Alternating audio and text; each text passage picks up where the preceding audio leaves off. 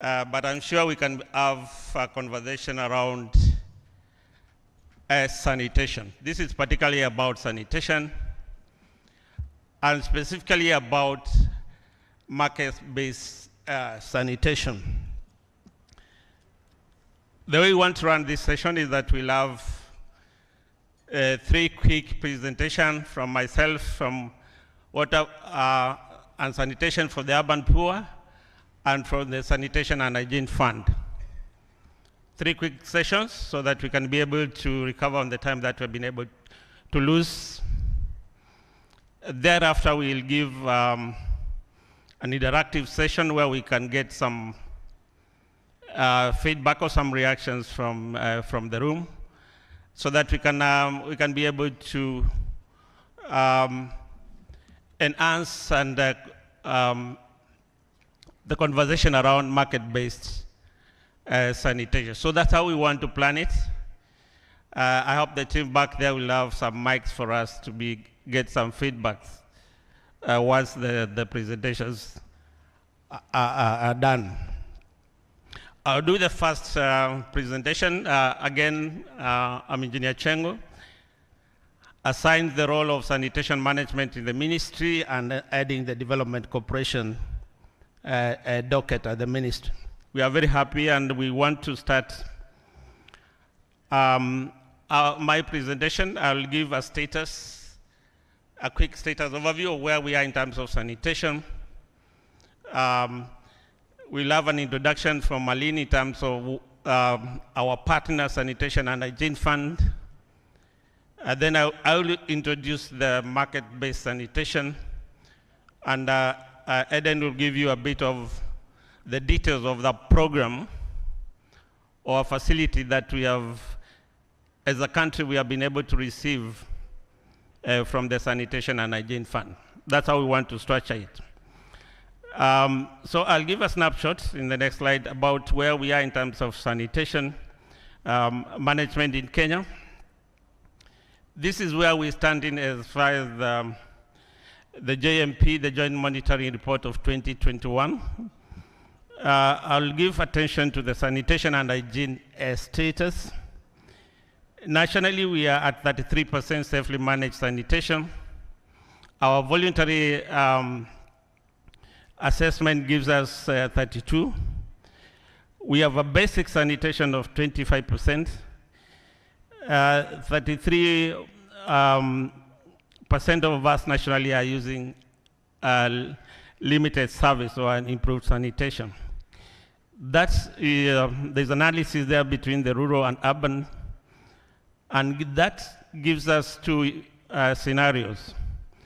The 3% where we need to work on sustaining that position of safely managed, and the rest, 67%, gives us a position or an opportunity to address those challenges as far as bringing the citizens up in the sanitation ladder.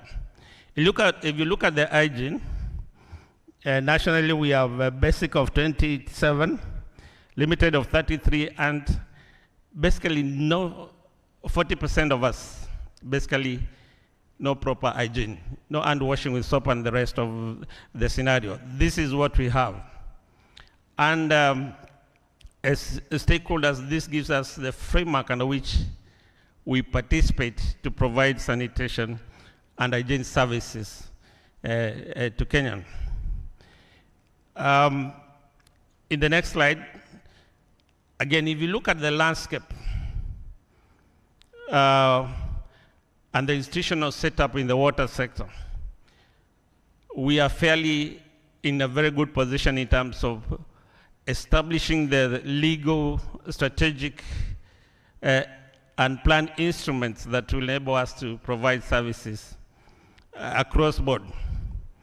What I've highlighted there in red is the element of how we need to work towards scaling up intervention in the non-seaward options. Like most of you will know that the plans that we have worked with the county governments, we expect that by 2030, 60% of the sanitation services will be provided through non-seaward options. So this is an area and around which we are discussing today to see how best we can be able to do that. I'm saying this because if you look at the sector's instruments, we have a plan for 2030. We have in the water resources side, we have the 6 catchment management plans. We have been able to do that, and we have a national master plan that we are reviewing. And of course, the other instruments of planning, the review process, that is fairly done. What we think needs to work on, and which is work in progress, is how we scale up the non-seaward sanitation options for us to work on. And the last one, of course, the conversation even since yesterday was how how we can improve the efficiency and the effectiveness of providing services by the water and sanitation service providers. That is done. This again, the next slide, we want again to amplify the opportunity that we have, that we can be able to structure ourselves, our operations, to ensure that the 80% of the untreated wastewater that is released to the environment, we can be able to work around that area. This is what research finding and analysis indicates, more than 80%. That is a very big challenge. That's a very unsatisfactory position that we find ourselves in. But it gives us an opportunity to see what kind of partnerships, what kind of arrangements we can be able to put in place to harness that resource. Wastewater is no longer waste, is a resource that we need to work on. Look at the impacts of pollution. Globally, some studies have indicated that polluted water resources hinder growth, economic growth, by up to 33%. We are saying that as sanitation stakeholders, our input can contribute to economic growth. And we need to find out a way of managing that position. The next slide.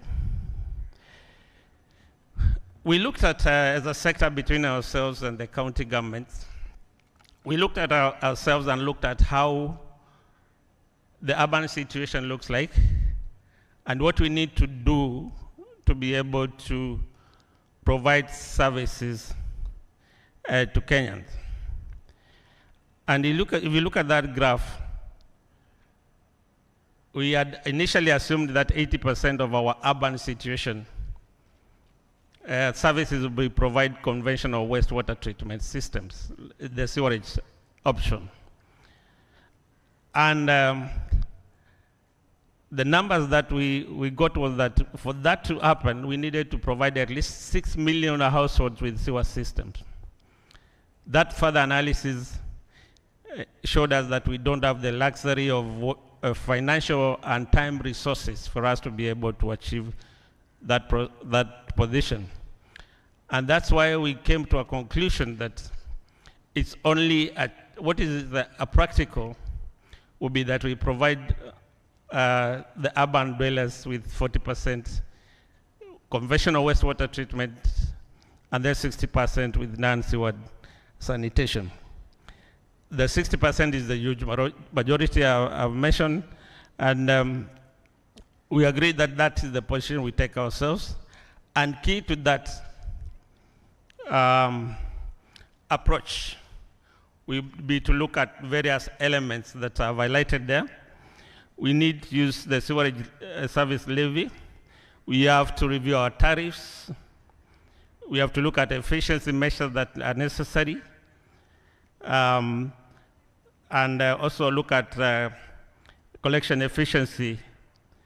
And these are the options that we have engaged with the counties and our regulator to look at as the critical reform options that we find ourselves in.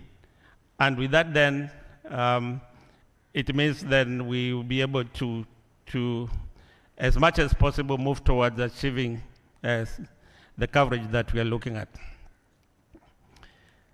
And for all that to happen, and I think I've mentioned that in this scenario, if you look at the market interventions that are required, in the political side, I mentioned the instruments are fairly done. We have a policy, we have now a plan, NAWASIP, we have a draft national sanitation management policy that we are working on. We have the investment arm. The question is there for us is then to work out the non-sewer adoption plans, approaches, and the financing strategy that will be required. And this is what we're working on. Part of what we are having is then to look at how we should structure the market to be able to support the sector leaders and the ministry and counties and water utilities to provide that option. If you look at the public sector side, the regulatory framework again is fairly done. We have our regulator, we have a Water Resources Authority, we have NEMA, that has been able to work on standards, guidelines of services. WASREB has made the required tariff review process that is cost reflective, and that, as much as possible, the utility should use that provision to ensure that they're able to enhance service provision as well as ensuring that they cater for their commercial operations. Then again, like was demonstrated through impact report released yesterday, we have a monitoring and evaluation process that is already in place. The conversation we're having now with the regulator is how to enhance the sanitation indicators to ensure that happens. Again, in that space, in terms of standards, we have really worked. WASREB has been able to produce the urban guidelines together with also the Ministry of Health. Also, I'd like to mention that also in the urban planning, they have developed what they are calling urban planning guidelines to ensure that sanitation is incorporated as part of the consideration when you are doing urban planning. So well-structured public sector elements is actually there. What we want to work on again, and as we discuss this, will be one of the areas we are discussing is then, how then does the private sector come in to support all those initiatives, to support those plans? How do we package our products and services? And critical is then we work on how do we finance services? How do we finance? And this brings in the element of how then we bring the financing institutions to support investment in sanitation, either to put in place sanitation investments or to support improvements or to support operation and maintenance. These are the big questions we're asking. And part of this conversation on the market-based sanitation will be then to look around that area. And part of that will be to look at how do we get the private sector to provide those services. How do we bring them on board? What kind of engagement frameworks do we put in place to ensure that they support the investments, the necessary investment for the private sector to enable the utilities to carry out their particular mandate. This is the landscape where we're working in, and this is the context of which now we want to see how we can have the market respond to supporting the sanitation agenda. Thank you very much. I want to stop at this point. No, just one or two more slides. And just also to understand the sector, we, together with the support of the Sanitation and Hygiene Fund, we wanted to understand the sanitation, menstrual and hygiene marketplace. How big is that particular economy that we're talking about? We did some study, this is recent, this is this year, a few months back. And in that we wanted to understand the sanitation economy around access and affordability around innovative technology, how we have nature-friendly, climate-resilient, and sustainable sanitation economy, and also try to understand how technology and innovation can come in all around resource recovery and heavy products from fecal sludge management products. And then from the menstrual hygiene side, we wanted to understand the menstrual products and waste disposal market all around the circular frameworks. And how do we bring in technology to support all these processes of circular economy? And this is all around the toilet economy. This looked at how we can be able to understand safe toilets and the maintenance and washing with soap and also hygiene products. We wanted to understand how big this is, how we should be able to support this. And this is from homes to schools to health facilities, workplace, and everywhere around the country. And from that study, we were able to get some figures to understand how big that economy in the next slide. And this is what we'll find ourselves in. The sanitation economy and menstrual hygiene marketplace potential in Kenya is currently at 1.77 billion US dollars. This is where we are. $1.77 billion. Further analysis gives us that by 2030, this has the potential to grow to $3.06 billion. This is huge. What basically is telling us that we are only tapping into 50% of the economy. This gives us the market. That gives us the opportunity to see how we can work with the market to tap into that particular potential. Huge market and a big challenge to ourselves. So to understand all this and to get to unlock this particular potential, we have one of our partners, the Sanitation and Hygiene Fund, who are supporting us to understand this particular market and to trigger the process of having the market respond to sanitation demand. So at this point, I want to invite Aline, who is from the Sanitation and Hygiene Fund, to just come and give us a bit of the background and tell us who the Sanitation and Hygiene Fund are. Thank you very much. Eileen, please, if you may.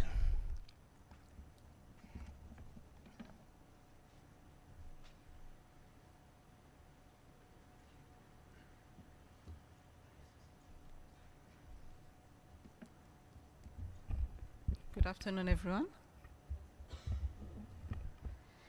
Great. My name is Aline Sylvie Pawele, and I work as the Country Fund Portfolio Manager for the Sanitation and Hygiene Fund. Next slide, please. The Sanitation and Hygiene Fund is a UN, actually the only UN dedicated fund that is focusing on SDG 6. The acceleration of SDG 6.2. We are a fund that is currently based. Our HQ is in Geneva. We work globally, but we have a strong footprint in Africa. I think some of you in the room are aware of a similar fund, aware and have been part of a similar fund that was around for about 20 years. And SHF started off as a continuation of that fund. But there was a reason why there was a transition from that fund to now SHF and the way we work. And I would like to touch on that a little bit. So we have been set up to mobilize and deploy innovative financing to really activate the investment and activate the market around sanitation economies. I think most of us know we've been involved in development work for the longest time, and this has often been approached from a development and a need to respond basis. Right now, we are acting and calling upon all different partners to actually see these sectors more as sectors that carry market potential rather than just responding to the need. I was actually reading a report the other day that is really projecting staggering and scary numbers around the SDGs, that for us to be able to achieve the commitments that were made for on the 17 SDGs, about 10 to 15 trillion dollars will be required every single year for countries to be able to achieve the SDGs. Now, the fact of the matter is, if you continue to work business or continue with business as usual, that there's no way countries will be able to have that. So what that is calling for, it's calling for innovative, it's calling for different ways of working and really different ways of finding, shrinking that financing gap. And that is what we are trying to do, working with different partners across all sectors. We work mostly aligning ourselves to the priorities of the government. We are very proud to say that we've received quite a lot of support from the Kenyan government. Our lead ministry is the Ministry of Water and Irrigation. And we believe that the country ownership principle and country-led priorities and responses are really critical. Next slide, please. Okay, so I would like to just give you a very quick overview of how we work in terms of our country engagement. This is absolutely important for us. SHF is not a huge fund, but we want to work in a catalytic manner. And in order to do that, we really need to have strong strategic partnerships and making sure that we have the government at the center of the way we work and the priorities that are selected.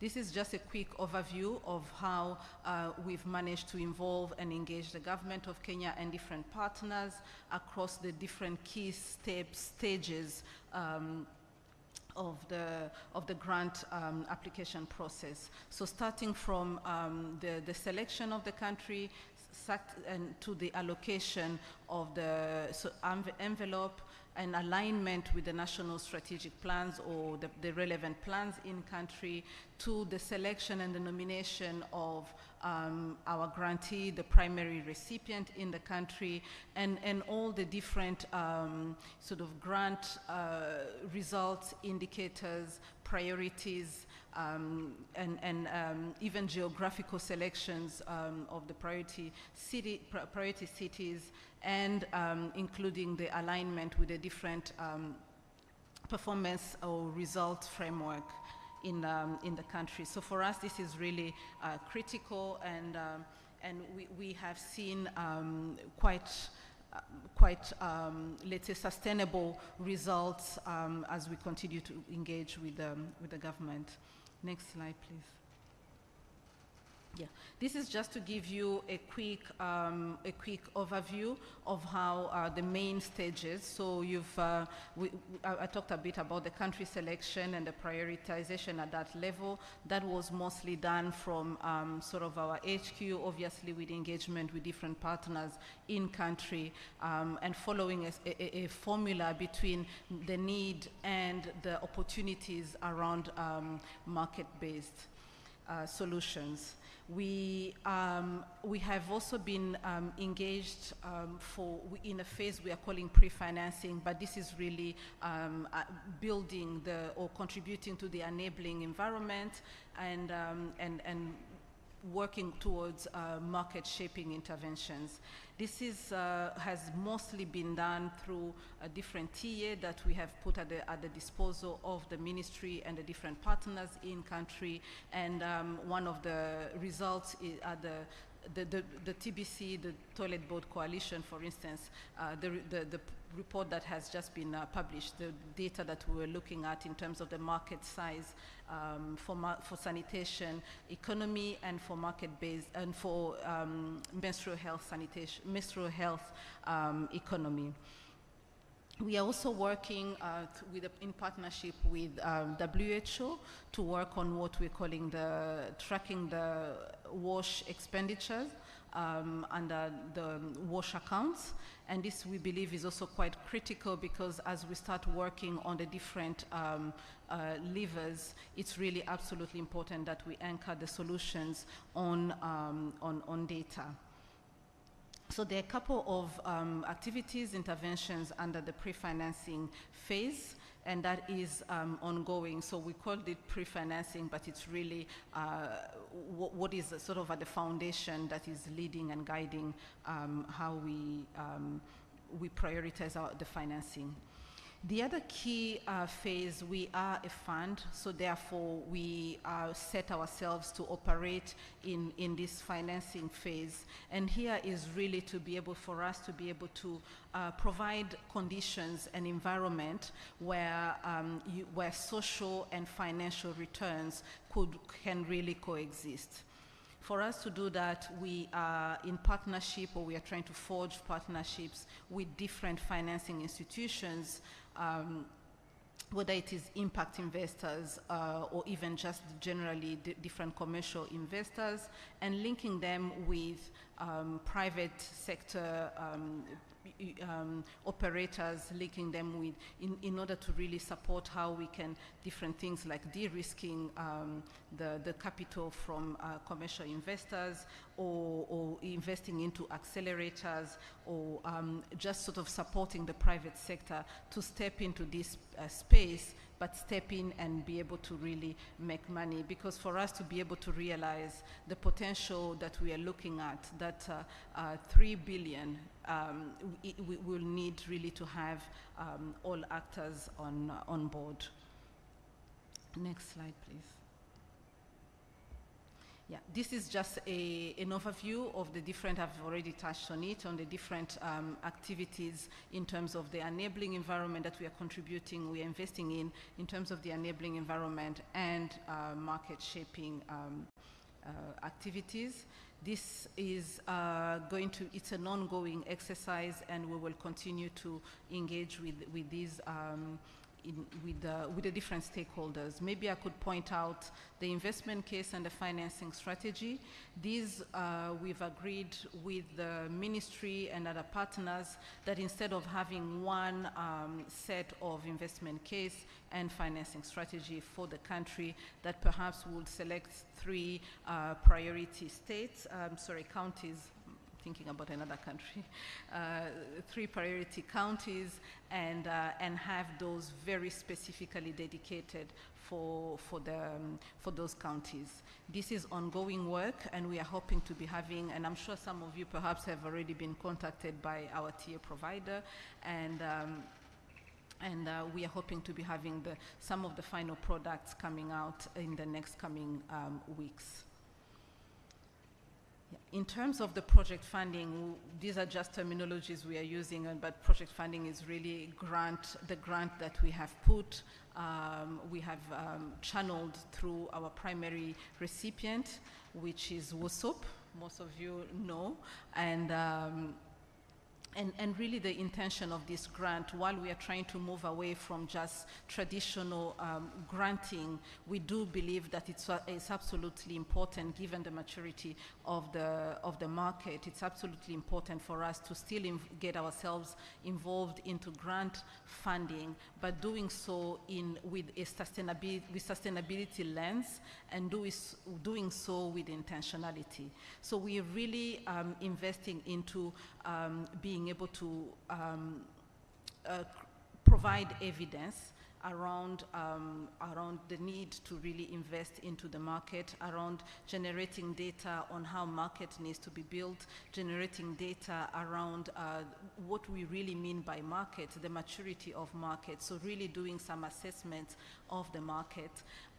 We are currently working in about 6 countries in Africa, And just to say that when we've sort of done a quick scan, Kenya seems to be one of those countries that are, I would say, is sort of in the middle in terms of a market maturity. So for us, this grant is absolutely strategic because it's from here that we are learning what we can really feed into the exercise that we are doing in other countries. I'm not going to get into a lot of details of the grant because Eden will be talking about the specifics of the grant right after this presentation. Next slide, please. Yeah, this is just to maybe provide a little bit more sort of specific data, just building on the work or related to the presentation that Engineer Chengo has just completed. I wanted to just play a quick, brief video. It's about 1 minute and 20 seconds, just to introduce the way we are framing and the way we are seeing the sanitation and market, sanitation and menstrual health economy.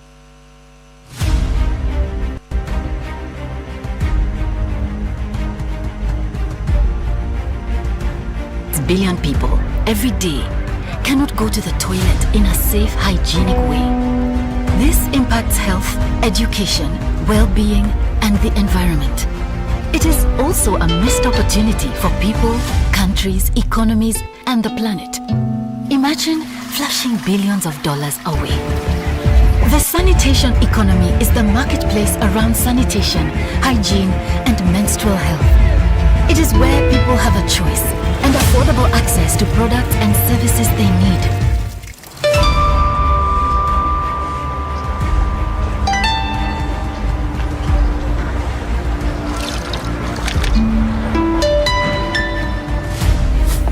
We are a UN fund connecting governments, investors, and businesses to provide everyone with the access to sanitation, hygiene, and menstrual health they need.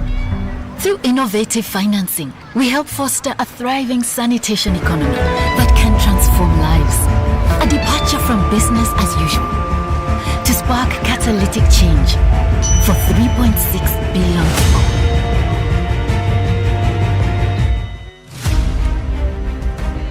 I'll invite everyone actually to take a look at our flagship report. That is where we are actually deriving these numbers, which is on the SHF website. There you'll get a bit more information. In next slide, please. Yeah, I think here Engineer Chengo has already talked about it. I can only maybe perhaps give some specific numbers for Kenya.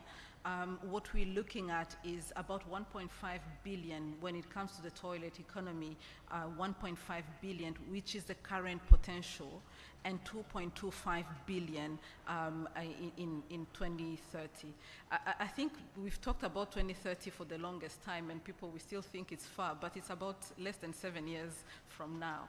So if you're thinking about double, we're talking about potential, double that potential. It's something that should make many of us really think very hard about how to tap into that, because it's not only just providing dignity and giving access to sanitation, but imagine doing that and make money while you're doing it. So it's really, and obviously the effect of that are beyond just the sanitation. It's really about a thriving economy. It's about giving opportunities to those entrepreneurs. And I want to also say that for us, women are really at the center of this, not only because they are they carry the burden of poor sanitation, probably more than many others, but also because we do believe in the potential of women.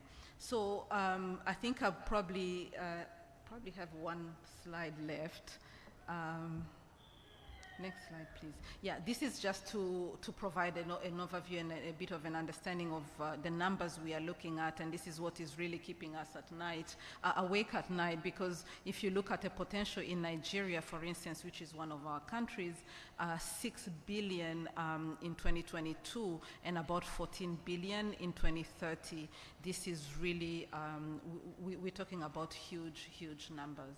We believe we are at the verge of some challenging moments, but also a bit of a revolution, I would say. I've worked in development for over 20 years, and it's refreshing to be standing here and looking at a development issue, not only from a need perspective, but from a potential and economic potential perspective. So it's absolutely exciting for us. I don't know if there's I have another slide. Another one.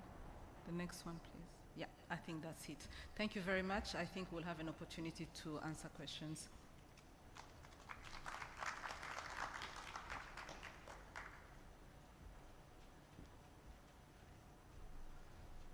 Let's appreciate a bit more. Thank you very much, Aline, for that presentation. At least we know the partner is. And with this partner, the Kenya, with the lead of the ministry, we did apply to the Sanitation and Hygiene Fund. And we were able to be successful in terms of getting that application, and that's why we are part of the 5 countries that in Africa that we are receiving this facilitation. And with that, in the next slide, we have now in Kenya what we are calling the Kenya Market-Based Sanitation Program. If you may, the next slide. Next slide, please. So we did apply through that process that Aline showed us, and the lead ministry, we were able to get that facility. The ministry has did grant the primary recipient to the water and sanitation for the upper poor to implement this particular support. This runs from this year to 2025. We are targeting that we have improved services to 1.5 million Kenyans with safely managed sanitation, MHH products and services, and hygiene. We have 4 main resort areas, which Eden will detail around the 4 areas in terms of scaling sanitation and hygiene at household level, looking at the gaps at the households for MHH, and increasing those services in schools. And again, and responding to the agenda that we are having, looking at how innovation will support all these particular initiatives. Market-based sanitation is basically looking at building the sanitation market for goods and services. That's a simple explanation that you're looking at. Building that sanitation, tapping into the potential that we indicated. And key to the center of this conversation will be how the private sector will supply services. And again, how do we stimulate the demand for those particular services among our particular institutions, all the way and across the value chain, the sanitation value chain. This will be the center of the conversation that we are going to have in our project that we are running. So a lot of that, I've mentioned that with the next slide, so we can go to the next slide. We did look, as we tried to approach this area, we did look into see how best, what kind of market-based business models are applicable to non-sewer sanitation. And we have been able to articulate various models that are applicable across the value chain, all the way from containment to an integrated approach. And this is what we'll be looking at as part of our program, to see that at the containment, whether we can have the private sector companies build improved on-site sanitation facilities with predefined fixed payment, or can we have arrangements for contracts to build and operate public toilets with improved and sewer sanitation services in unserved areas? And this will be key for the utilities as they think about how now they carry on their sanitation agenda that they have been able to give. If you look at the emptying and transport, this is already operational in some form. We need to see how best, together with the regulators and the utilities and urban municipalities, how we can put up tenders and contracts on emptying and transport to private operations, to a regulated performance payment per volumes, for example. Under this program, we'll be able to prepare some model engagement frameworks to support utilities to move in this direction. Then, of course, now we need to scale up the treatment, disposal, and reuse arrangement. And here, the private sector, already we have some experience. We need to see how best this can happen. Of course, there's another business model where the private sector takes the full integrated services contract, where the private sector is given the full contract for each of them. The next slide. So basically, this again is to reiterate that, to emphasize that the options for market-based sanitation services is looping in, crowding in private sector expertise, private sector resources to support county governments, water service providers in a contractual arrangement to provide those particular services.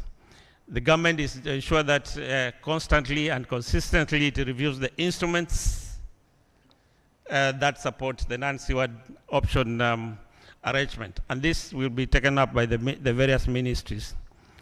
Related to this, I think the key ministries here will be looking at our ministry, the Ministry of Health, Ministry of Environment, and the National Treasury looking at the PPP framework that should be able to support this process. And like I mentioned earlier, this is fairly done.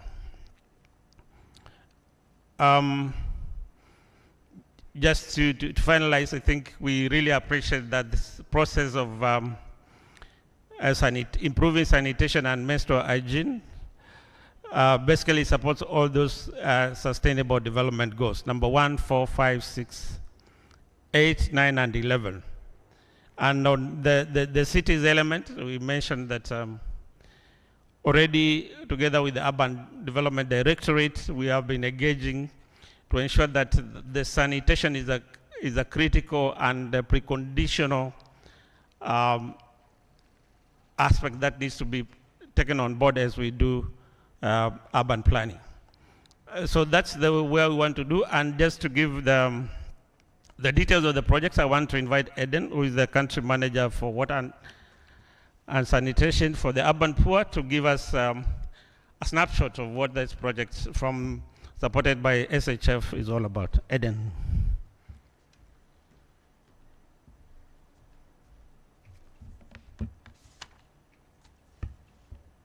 Okay, good afternoon, everyone. My name is Eden Mati, and I'm the country manager for WhatsApp in Kenya. And it's a pleasure to be here to present a bit more detail about this new engagement, the Kenya Market-Based Sanitation Project, in short KMBS.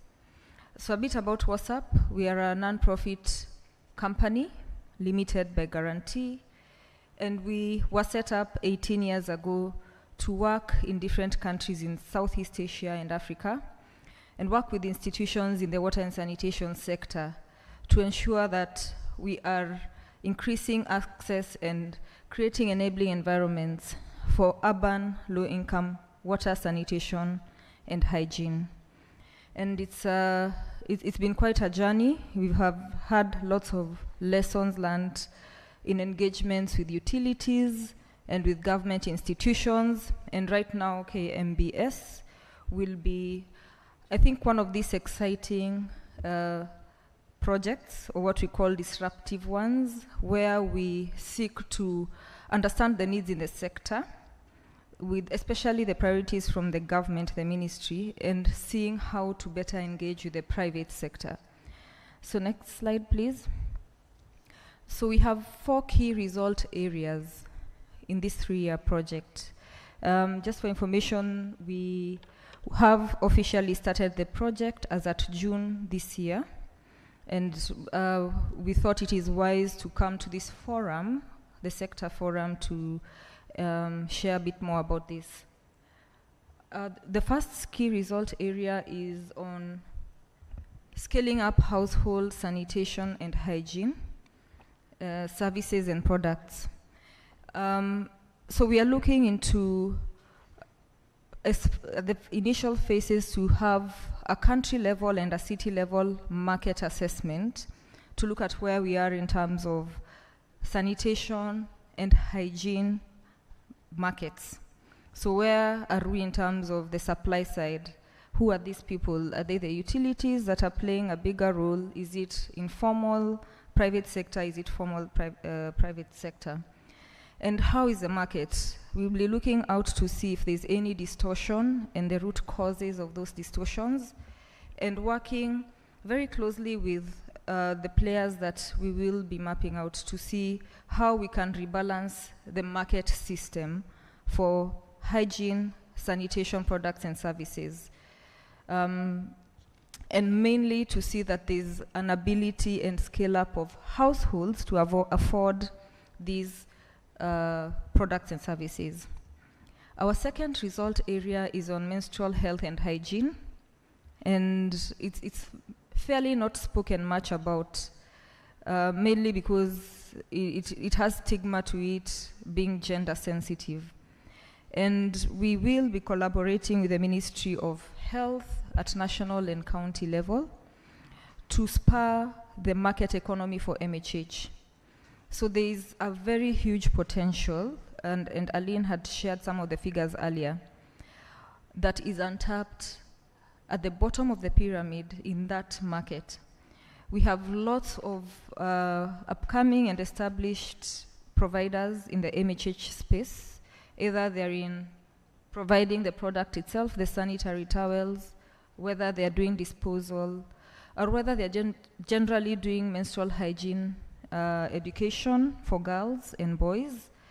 And we have seen potential from the country level assessment that has been shared for that market to be spurred much further, especially in collaboration with the government, the Ministry of Health. The third result area is on school sanitation, hygiene, and menstrual hygiene. And as was mentioned earlier, we will be looking at very vulnerable groups, and one of them is children, and mainly around the areas of addressing sustainable hygiene practices, sanitation and hygiene practices.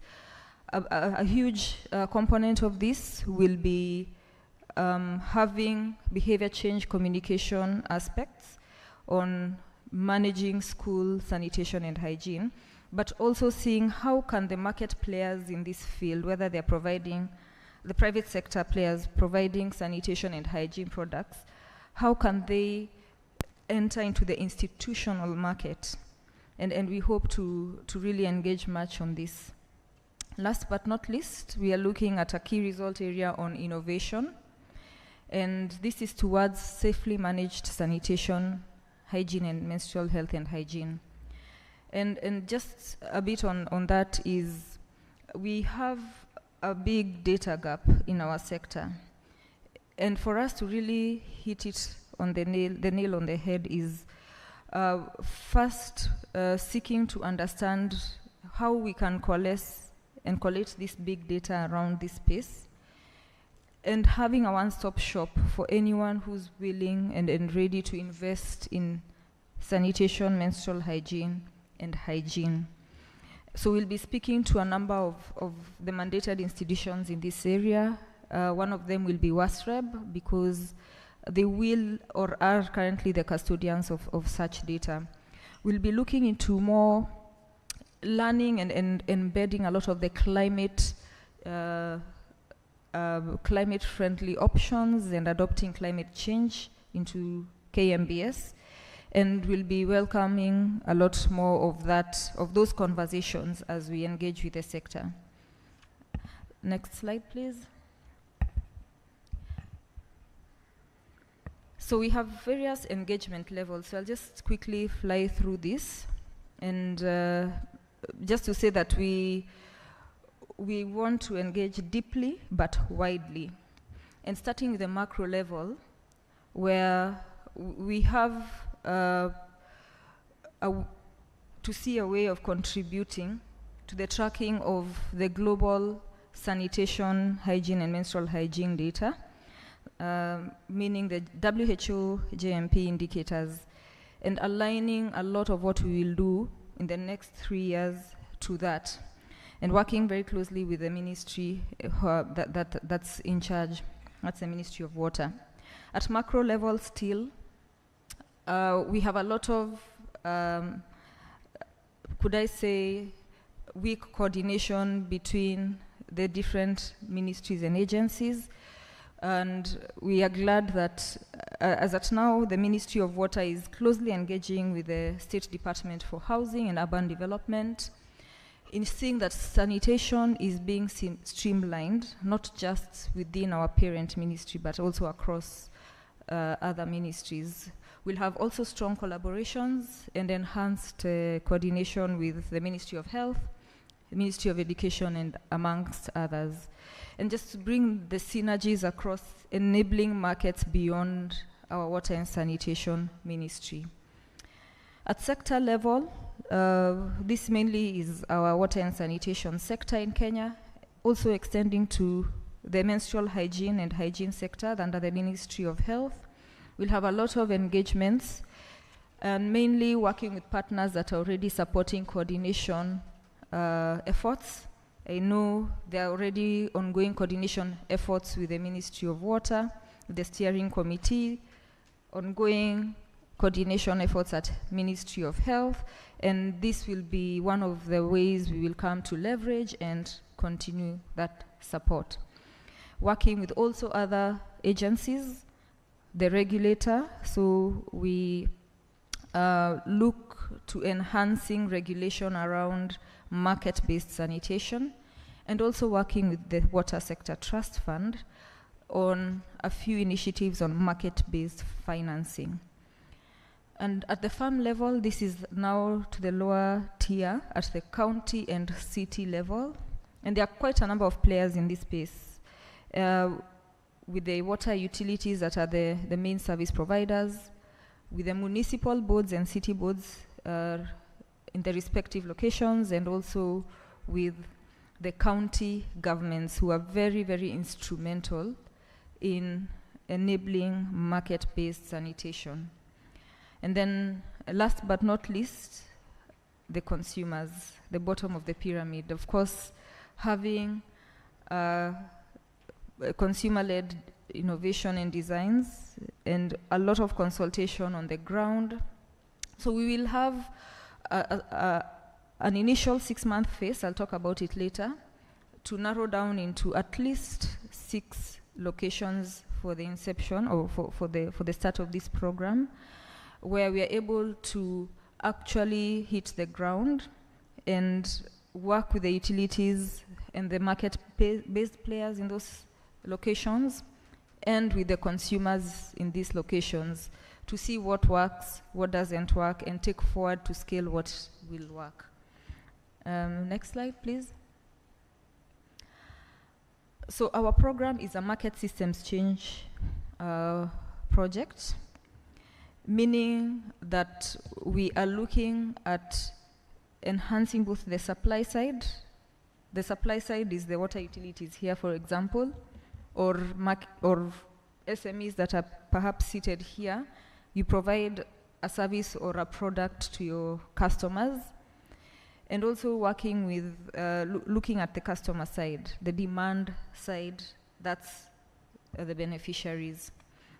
And to do this, we can't just work with these providers alone. The providers and the buyers, because they live within a market ecosystem which is very distorted, and with a few things, or quite a number of things, that would need to be addressed to regularize that market and deal with the market distortions. And these are the national and county governments who develop the laws, the regulations at county level. They develop financing plans, the CIDPs and the annual development plans. These are also enterprises, regulators, development partners, financiers, so on and so forth. So the list is not exhaustive, so these are just a few of those that we could pick. The approach, of course, is to support and enable the markets. There's such a huge potential of $3 billion by 2030. That's in the next 7 years.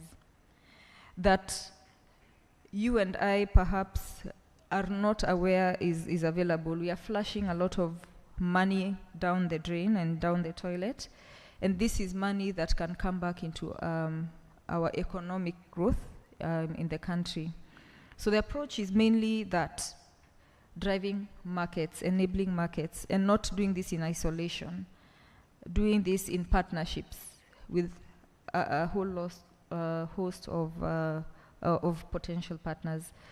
We will also be right-sizing activities. So just to mention that we had initially developed a concept as primary recipient that we submitted through the ministry last year.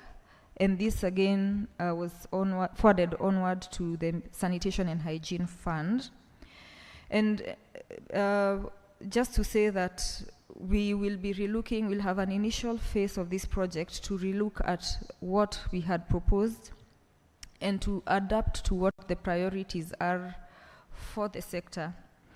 But more importantly, what is working within the current situation. So it's been 1 year, and we will be relooking at that. And mainly through a market assessment at city level, which now brings out the actual data that will help us or inform the decision makers. Next slide, please. So another way we will be driving market system change is making sure that products and services are accessible and affordable based on relationships between institutional partners and market players. And these are people on the supply side of the market. And we really look forward to working closely with the ministry and engaging with them as they also guide the sector on public-private sector partnerships at a lower scale at city level. We'd also be looking at stimulating wider change. So beyond the 3 years, what happens?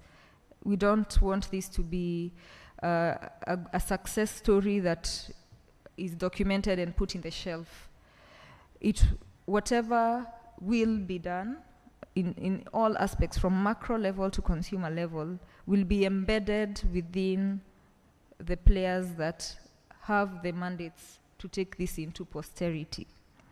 So we will be looking into a lot of partnerships. We'll be looking into leverage and into cross-learning in the sector. I think we can go to the last slide. I think this is the one. So what next?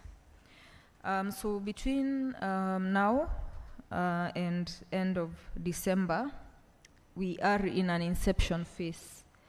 And this means that we'll be consulting widely a lot with the regulator and the other stakeholders, perhaps are present here, in terms of mapping and baselining and having a robust market assessment of non-sewered sanitation, hygiene, and menstrual hygiene in select cities, and reviewing of some of the proposed interventions and targets. We'll also be engaging with the sector widely through the platforms that already exist in the ministry, with engagements for implementing partners and cooperation partners. So cooperation partners are those we will sign MOUs with, and implementing partners would be potential sub-recipients to help in taking forward the project. Throughout the life of the project, in the next 3 years, we will of course continue with the implementation as I have outlined, but also with continuous engagements across the sector. So with the market players, but also on the enabling environment. And we really hope that we can harness a lot of that collaboration and partnership that we envisage for this. Because alone as WhatsApp, and even Aline alluded to it earlier, alone and with the grant financing that SHF has afforded Kenya, that can only move the needle to a certain extent. There needs to be a lot of partnership and a lot of coordination and cooperation to achieve the wider goals we have set for 2030. And with that, I'd like to hand over to Engineer Chengo for the next session. And thank you very much.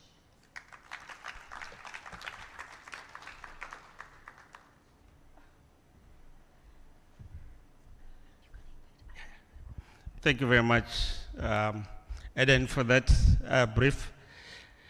Those are the presentations that we wanted to share with yourselves this afternoon. But we have a chance to get some quick feedback from the audience. If there are any issues that you want to raise, you want to inform. If you have any roving mics, please, if you can share.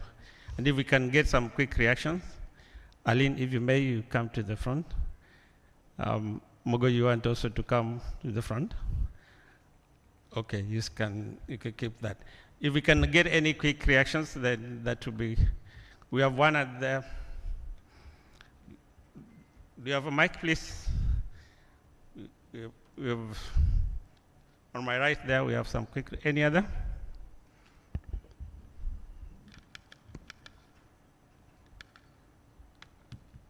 Do you have second one from this side? At the front here.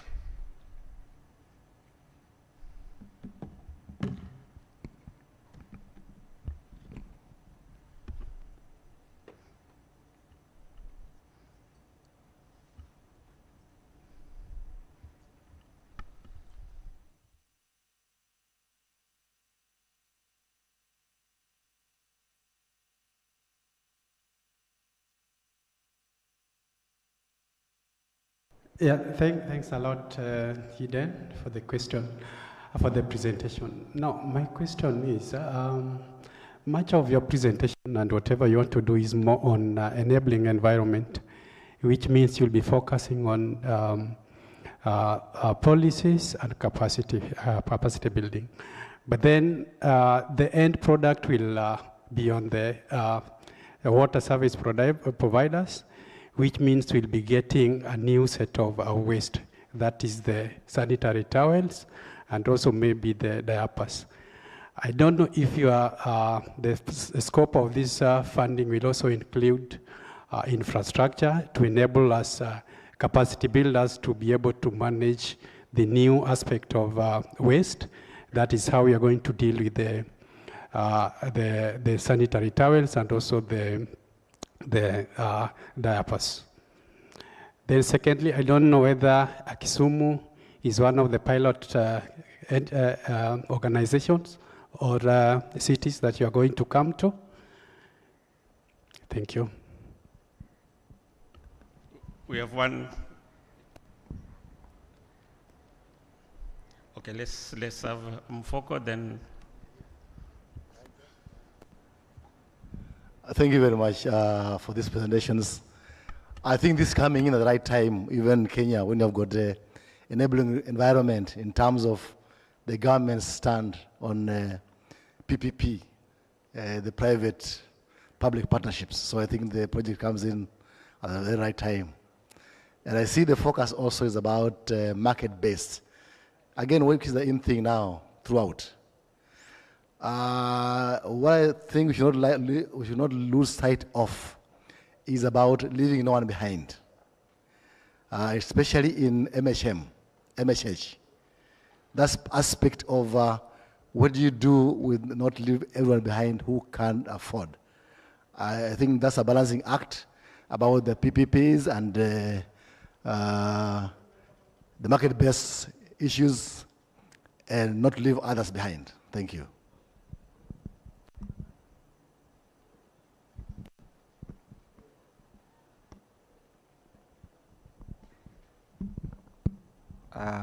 Yes, my name is Engineer Kimani Fika Water. I just wanted to, I see there is involvement of utilities somewhere in the engagement that Eden presented. And I was just wondering to what extent we are going to get involved in, who are you engaging? Are you engaging the counties, or are you directly engaging the utilities?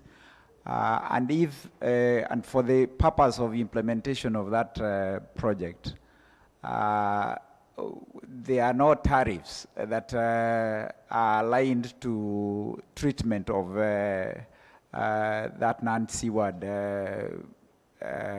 sanitation.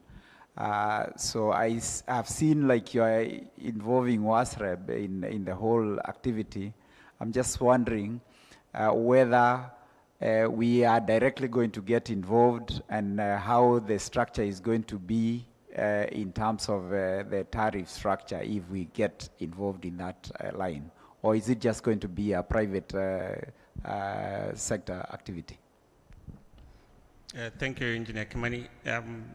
I give Eden the chance to take some of the issues first. Eden.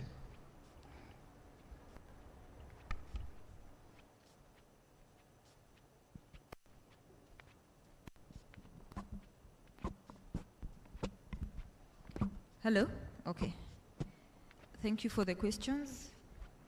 So I'll first address the question from Jason Kisumu Water. The project is, he asked whether we just are focusing on the enabling environment, and no, we are looking wider than the enabling environment. So we'll be looking at 4 key aspects. One of them, of course, is the enabling environment, where we engage on regulation, on policy, financing, with the relevant institutions. The other key focus is on utilities and enterprises. So that's a different category, where we'll be looking at market approaches, how do we enable and spur the market or the sanitation economies, MHH and hygiene economies at that level. We'll also go a tier lower and look into schools and household levels. So that's the last, at the bottom of the pyramid. Work directly with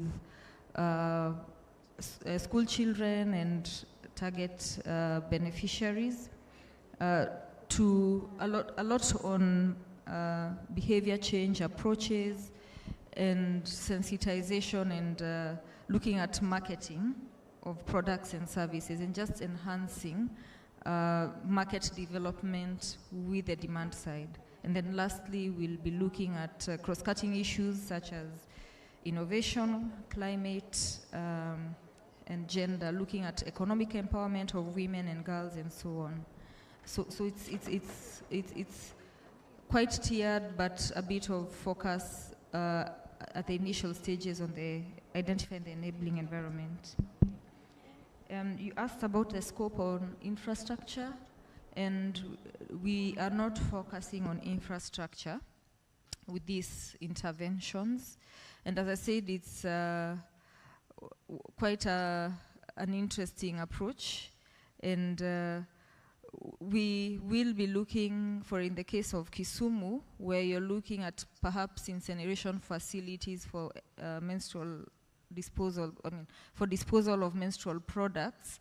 We are now looking for the market players in that space and looking to how they can establish, through financing from other sources or just seed or support to help them establish themselves in your plant or in Kisumu. But the actual construction of such facilities, we'd have to figure out how they can entice or attract commercial financing or any other source of financing for them to help dive and scale up into that business. So I hope that gives a bit more focus. Thank you. Eileen, do you want to comment on any of them? Not so much. Maybe just to say also from our perspective in terms of the infrastructure, we as SHF, we recognize that it's a key component, but we also recognize that it's really capital intensive, and also sort of in terms of getting in the money. There's a lot of times, I think I talked a bit about the market maturity, and for us, how we're looking at that is, that is really the different elements and the different bits and pieces that are really required to get to activate that market. And somehow we may think that the work that is being done around the enabling environment or market shaping is perhaps a bit of a waste, but we kind of looked at it as, if we don't get these foundations right, it's becoming increasingly, for us at least, increasingly difficult to be able to attract financing, and especially for infrastructure. I mean, even the MDBs, the development banks that we're talking to, and commercial investors, all of them are basically saying, where are the profits? And we know that unlocking, so I kind of really liked the one of the slides that Engineer Chengo projected when we were talking about the levers. So those key levers, what are those levers that are really need to be pulled so that we can be able to unlock the capital? Just to say, it's really a good question, and we are trying to work on it from various perspectives. Maybe while I have the mic, Engineer Chengo, I can just, there's a question around the leaving no one behind. It's something that I may not have mentioned, but our donors, SHF donors, are the Dutch and the Swiss. This is something that is definitely not only on the mind, but in the hearts of our donors. So it's a mandate that we have, but what we're trying to do is basically say, if we look at market-based, and we look, let's say if we look at the sort of the economic, the wealth quintile, you think about that bucket base will be somewhere in the middle, and there's a huge gap at the bottom of people who really literally cannot afford. So in sanitation, it's a probably slightly, in Kenya for instance, is a slightly more advanced conversation that is going on around the tariffs, around the sanitation development fee. We are really trying to work with other partners and see how do we put our heads together, because it really doesn't make sense that we talk about a market when we know that there are still girls who can't afford to go to school because they can't afford products. There are women who are completely excluded out of economic activities because they don't have access to, or they are not able to safely manage their menstruation.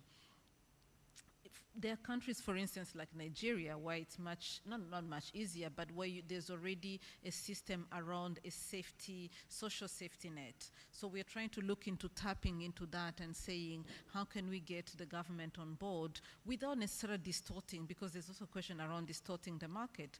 How do we do that without necessarily distorting the market? So I think there's no straight answer, just to say we are definitely thinking about it, and we are not aiming at just generating money out of this, but we're actually aiming at ensuring access. Thank you. Thank you very much. Again, on the question about support to the enabling environment, the key support from this facility is the pre-financing phase, which Aline showed. We are looking at further analysis of the sanitation market with those 5-tier assignments that will inform us as the policy leaders. But the actual now analysis and intervention in activating the market will now be under this particular project side. So both. And from Engineer Kimani, I think the consultation that we're going to have through this particular program, like Adam mentioned, will go up to the lower level. But key among the key stakeholders who we are going to engage are the utilities, the water and sanitation utilities. And again, because they are agents of the counties also will be involved. As you are aware that from last year, these utilities have become water and sanitation utilities. It's upon them then to look at how they provide sustainable services to their citizens. Key to that sustainable provision is the issue of the tariff review process. And from this particular move towards water and sanitation, I think further business analysis has indicated that they really need to look at their tariffs for them to be cost reflective. For them to do that also, they need to, from where we sit, they need to analyze and see what kind of modalities or business models they have to provide those, particularly the non-seaward options. Who do they engage? How do they engage them? And what is the implication of that engagement in terms of the tariff to the consumers? This is an ongoing arrangement, and as we do the implementation of the projects, we'll be able to draw some of the lessons. If they and those lessons, if they need to go up, then they'll come to us as a ministry to review the instruments, whether it's regulatory or policy instruments. So we'll engage all those. There might, in the intervention, there might be implications on tariff. The expectation then that the utilities will request the review of their tariffs from the regulator. Thank you very much. Any further clarification?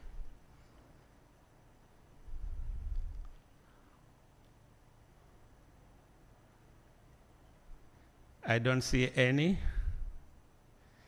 Then at this point, on behalf of the ministry, let me appreciate joining us for this particular conversation as we intend to upgrade the market-based sanitation approach to provide services to our Kenyans. It's going to be a very topical conversation going forward up to 2030. We will request that as stakeholders you engage, continuously engage, and we want to appreciate SHF for this facilitation. As we draw the lessons from the implementation of this project, we'll plan that to communicate to the stakeholders. We want to share the lessons as much as possible so that together then we can be able to enhance the non-seaward option in terms of providing services to Kenyans. So otherwise, thank you very much for joining us this afternoon. And let's appreciate the two presenters, or the three presenters.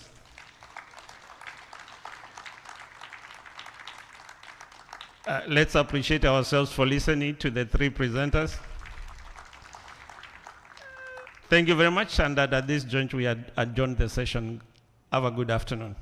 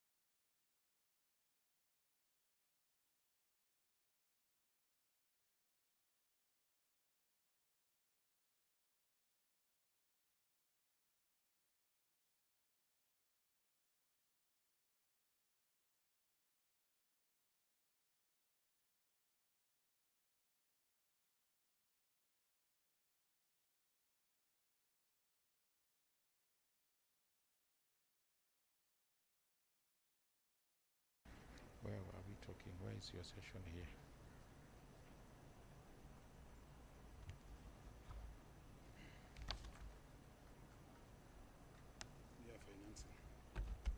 So it is innovative financing and market opportunities.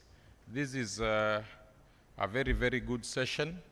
We are all aware that as a country, and even in many nations in the world, there is a huge challenge when it comes to financing water and sanitation infrastructure. So the question is, are there other models that have been tried in terms of innovative financing to finance water and sanitation infrastructure? And I think that is why, looking into the theme of the conference, we have a sub-theme with a specific focus on innovative financing. Yesterday, the PS Rhodes was here, and there is a testimony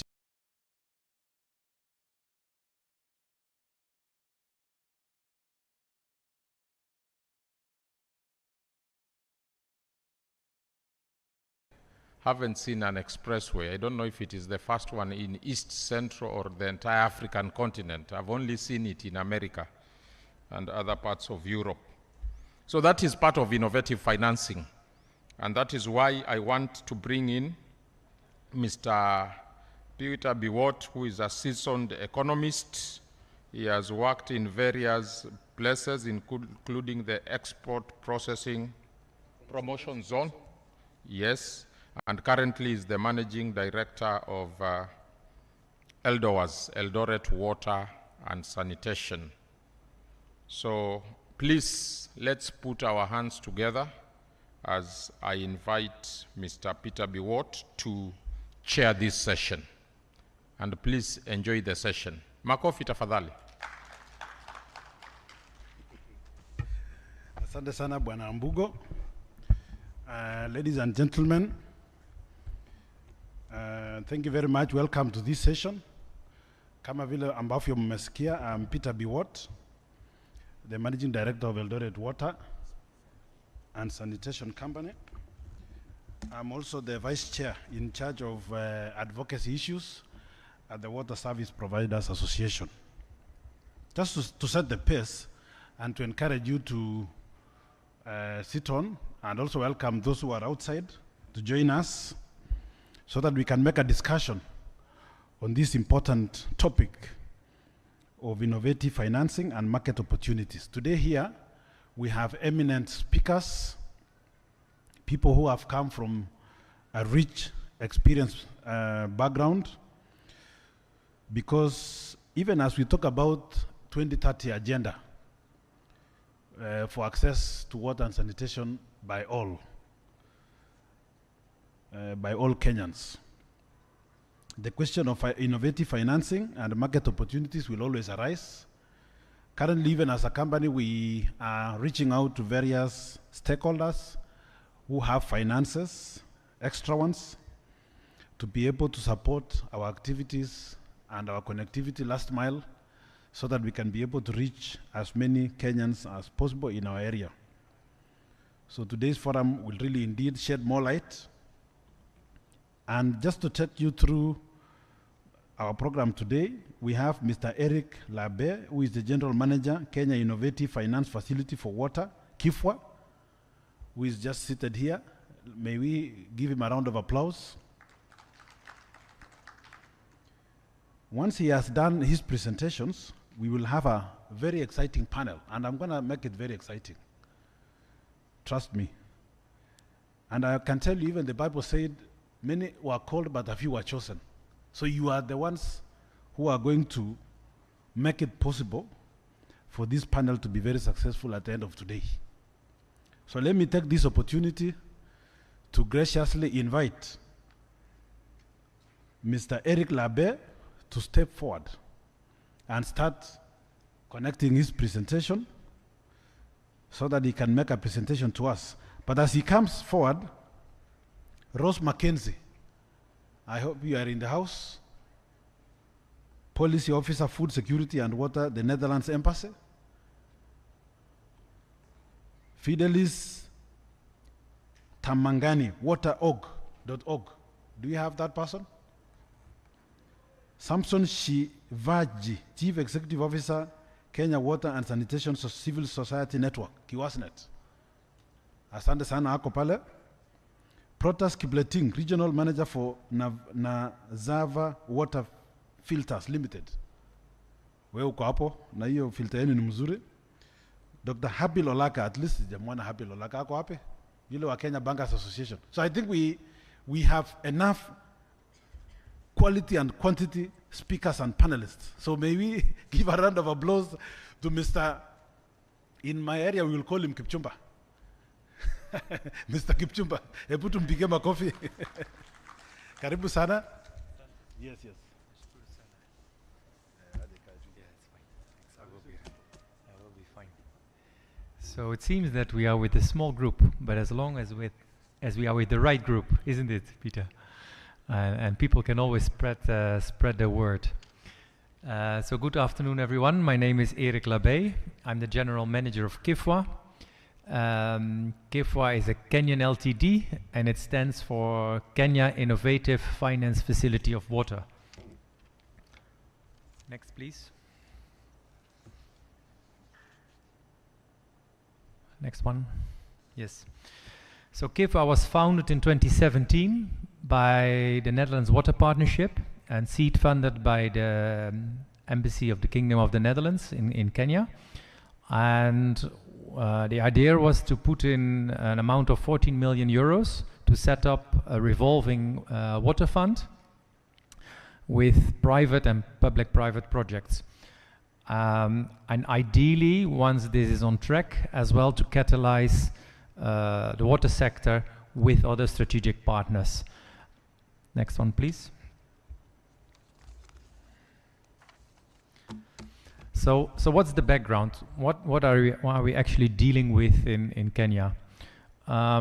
there's clearly a need for private sector involvement in the sector.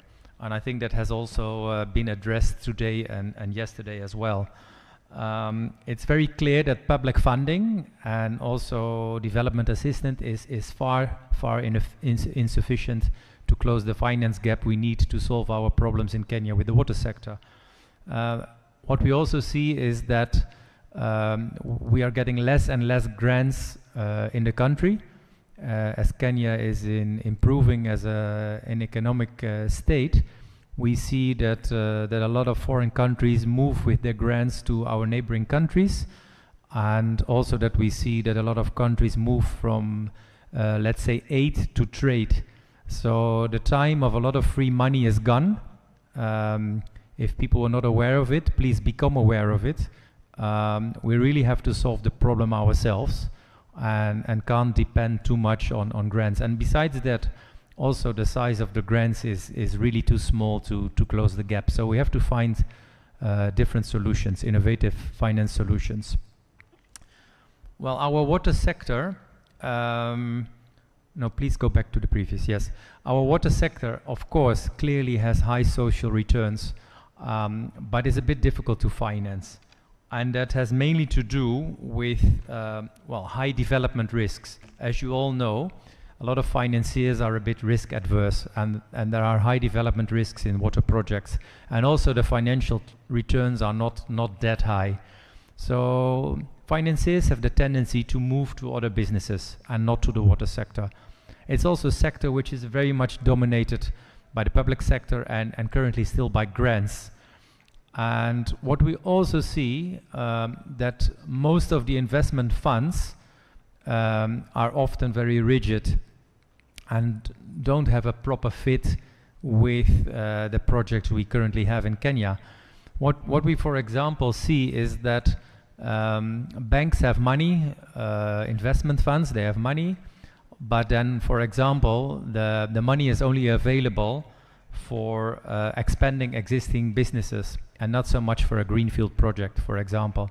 Or the ticket size is not the right size. The project is too small, or the project is too big, or they need guarantees and we can't give the guarantees. So in the end, it's quite difficult to do the matchmaking. As been said, private finance is available. There is really a lot of finance available. And everybody also says that they have the money available. But when it comes in the end to making the deal, you will find out that most of the money available is not available for your projects. And that has to do with the thing that most of the projects are, in their eyes, not bankable projects. The projects are too risky, as I've said in the previous slides. So the way to get the finance is to make those projects, to make the businesses bankable. And what's needed for that is a bit of financial engineering, financial structuring, and also to do a blending of public and private finance. So this is more or less the setting we are in. What's KIFWA doing to solve the issues in that setting? So KIFWA is a co-developer. We're not taking the lead. Private entities, private entrepreneurs, or a mix of public-private are taking the lead, and we are co-developing. And as one of the few in Kenya, we take entrepreneurial risks in the early development stage of projects in Kenya. As I said, most of the financiers, they don't take these early stage risks. We do take these early stage risks. And we provide development budget on a 50-50 base with a maximum of 500,000 euros. So it means, like, if a project has a development phase and we define the development phase, everything which has to be done until you go into operations or construction phase. So if that development phase is, for example, estimated at 800,000 euros, we finance 400,000, and the entrepreneur or the mix of public-private finances the other 400,000, yes? And we do that to a maximum of 500,000. So if a project is 1 million, it still fits. We do half-half. If the project is, for example, 1.2 million, we do 500,000, and we expect that the other party brings in 700,000. And we do projects with a minimum size of 2 million, more or less, which includes the development phase. And as I said on the slide, it has to do with scalability. So there are also some projects which start a bit smaller than 2 million, but have the potential to reach 2 million through scalability. And what we do, we provide technical and financial and also a bit of legal engineering and structuring expertise. And by doing that, in the end, we mobilize finance for let's say, the bigger chunk of the project, and which we call then a financial close. So for example, if you have a water project which is worth, let's say, 3 million euros, 4 million euros, it will be very difficult to find a financier for this 4 million euros because of all those development risks.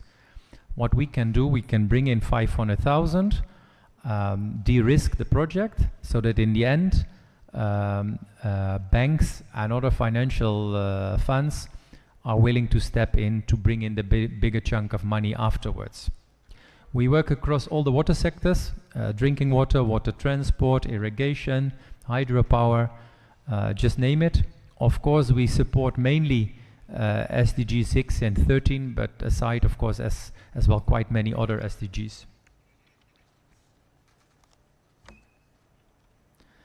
As been said, the private sector has the money, private sector is needed, and they're also ready to invest, but they only do it on proper business plans which can also be verified. What we've seen through time is that a lot of people knock on our door, see if they can get access to our money, but they are lacking proper business plans. I think it has also been said by the CES yesterday as well, and also by the PS today. We people here in this room, we have to take our business very seriously. So if we would like to pull in private money, we need a serious business plan as well, and not just some, let's say, with all respect, some wild ideas. It has to be very concrete. So how do we work? KEFA works with a leverage, because if we can give a leverage with the small money we bring in, we can bring in access to much bigger amounts of money. And we do that, as I said, by de-risking the project. It would be good if the government authorities can also give some comfort in the projects. You can think about long-term lease of land, giving access to assets, sign offtake, bulk water agreements, and so on. If government authorities are not giving sort of comfort, it will be very difficult to de-risk the project. Scalable projects, we also know that a lot of funds are very keen on scalable projects. So if you can bring in the element of scalability, proof of concept, for example, where you can say we can scale up this project or this business to various counties or even within the county, it becomes more easy to get access to the money. And we should also prevent investor fatigue. At the moment, we have gone through the development phase of a project and we start to approach the bigger investors. There's only a small window to keep their interest. And again, with all respect, sometimes processes, because of bureaucracy, can be very slow and inconsistent, and you lose very quickly the interest of potential investors. So there's also a role for us in this room to prevent investor fatigue by being speedy, by being consistent, by being pragmatic, to keep the interest of an investor, because the time frame they are interested has been very short, as we've seen in all our projects so far. So what we've done, as I said, we've set up a fund of 14 million euros. This 14 million euros we have invested in a pipeline of about 12 projects. So we have allocated this 14 million in 12 projects, And through time, we have, and we are still doing, de-risking of these projects. And you can think about steps we take is like getting the licenses, getting the feasibility studies done, get a design done, make sure the land is available and that the title deeds are there. Small steps, using this 14 million euros, in the end having the projects being de-risked. And what we've done with this 14 million, we got a pipeline of 12 projects worth 200 million. So there's the leverage factor of a factor of 14. We brought in 14 million euros. By using this 14 million euros to de-risk the projects, we made it available to 200 million euros. So we can do 12 projects worth 200 million euros by investing 14 million euros. While if we had not stepped in as KIFWA to take the early stage risk, then the bigger investors would never have put in the 200 million. So it's a matter of getting a leverage and getting comfort for the bigger investors.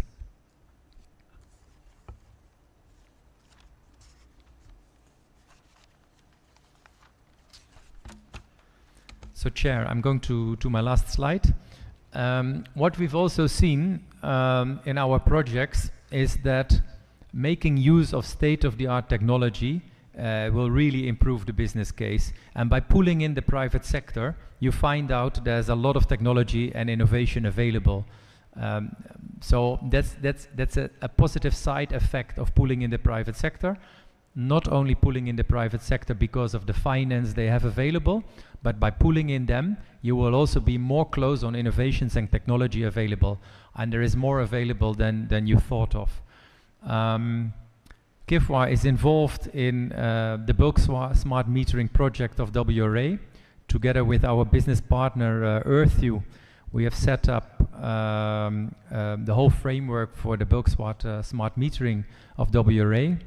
And KIFWA is also available together with our business partner to implement the installation of smart meters for the WSPs.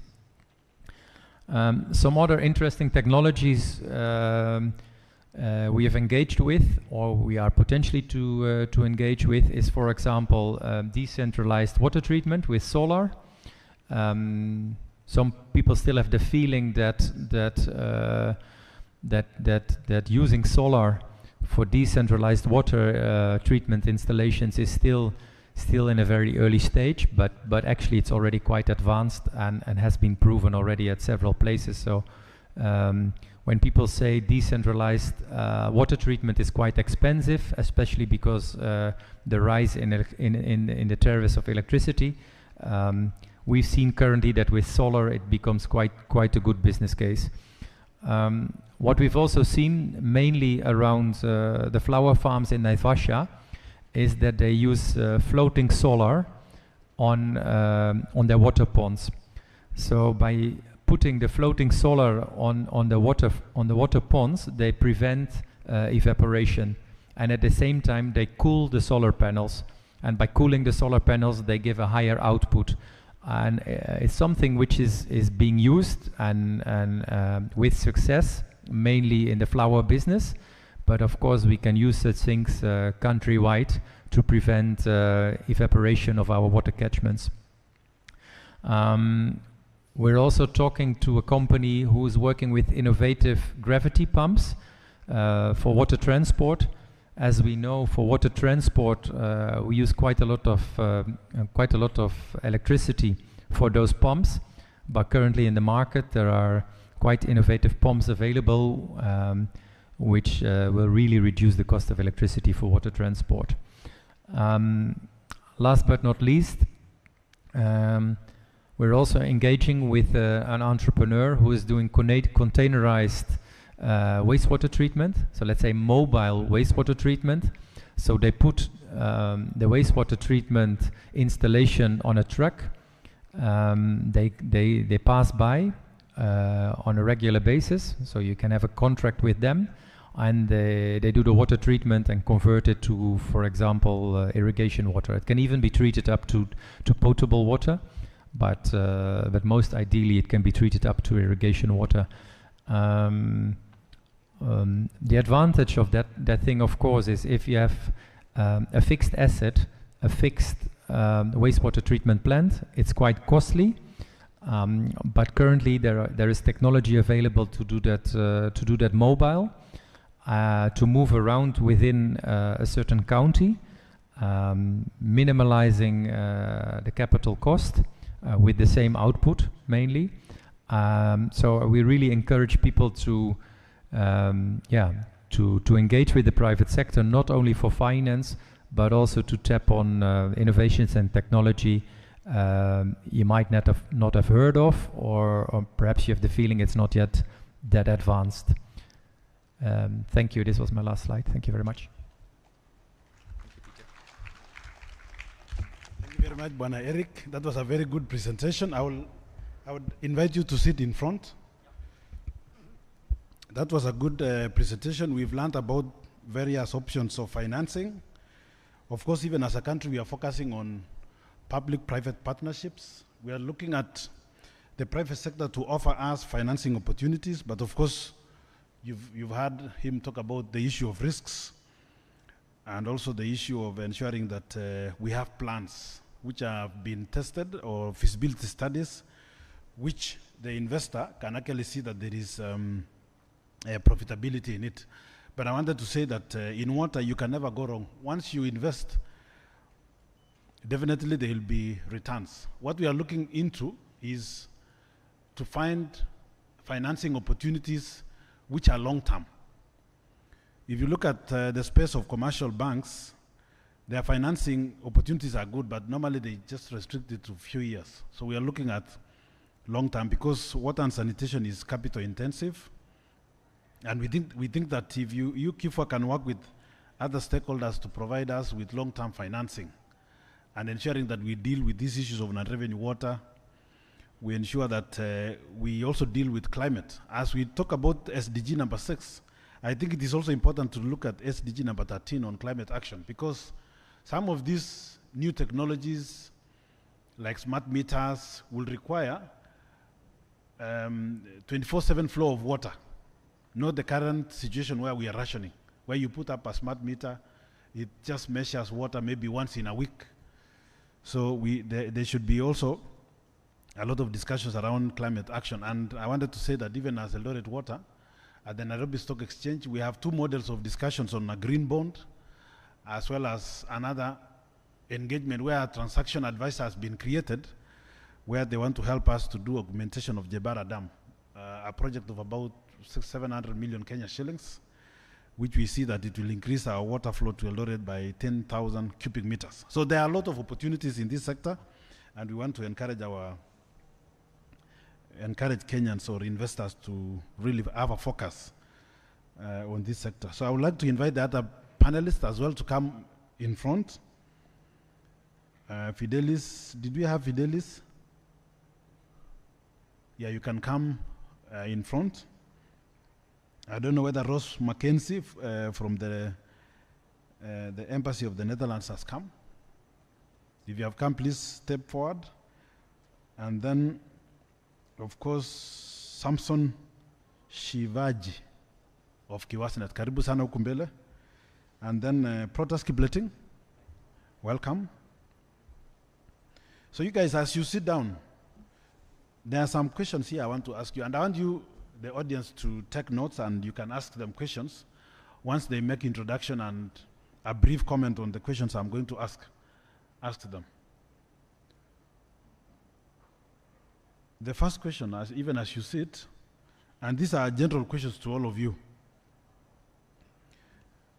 What are some of the innovative financing models or mechanisms that have been successfully utilized in the water and sanitation sector to attract investment and fund infrastructure projects? I want you to think about that and give a response. And then, are there any specific examples of blended finance approaches being employed in the water and sanitation sector?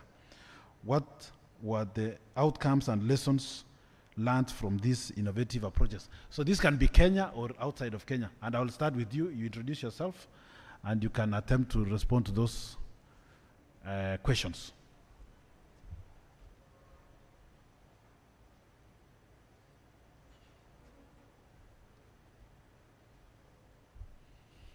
Thank you very much, MD. My name is Fidelis Tamangani. I work for water.org. We are an organization that is based in the US, but in Africa we are operating in 3 countries. We are here in Kenya, we are also in Uganda and Tanzania. So our main goal as water.org is to basically work with commercial banks as well as water utilities. Here we're looking at public as well as private utilities. And what we do is we have some grants that we are giving to commercial banks. So what we do is when we engage with commercial banks that have an appetite for financing the water sector, we allow them to procure consultants who will then train them on how to finance WASH. And here, WASH, we are looking both at water as well as sanitation. And after training the commercial banks, now that they understand what WASH is, then we also have grants that we are also giving to water companies so that they can also procure consultants. MD, you talked about the need to have a business plan that when you submit to a commercial bank, it can be financed. So these consultants will also assist the utilities to develop bankable project proposals. So they'll need to come up with technical designs, a financial proposal, as well as an SEA report, so that when you now submit to the commercial bank, they're able to review it and be able to finance it. And to date, we have, through our sister company called Water Equity, we have deployed funds to 3 commercial banks. This includes Family Bank, National Bank of Kenya, as well as CDN Bank. And these funds are available for water utilities, for suppliers of materials in the water sector, as well as direct financing to households. So these are funds which are there. Now to your question, MD, talking about blended financing mechanisms, Water.org has signed an MOU with Water Sector Trust Fund, where we are assisting them under the blended financing mechanism, aid on delivery, which is financed by the German bank. So we have provided a consultant who is also assisting the 7 projects that they are working on to develop bankable project proposals, which they will then be financed by commercial banks. So a subsidy in the form of the aid on delivery, it's whereby the companies will have to go to a commercial bank with a plan, get a loan financed by the commercial loan, and then implement the project.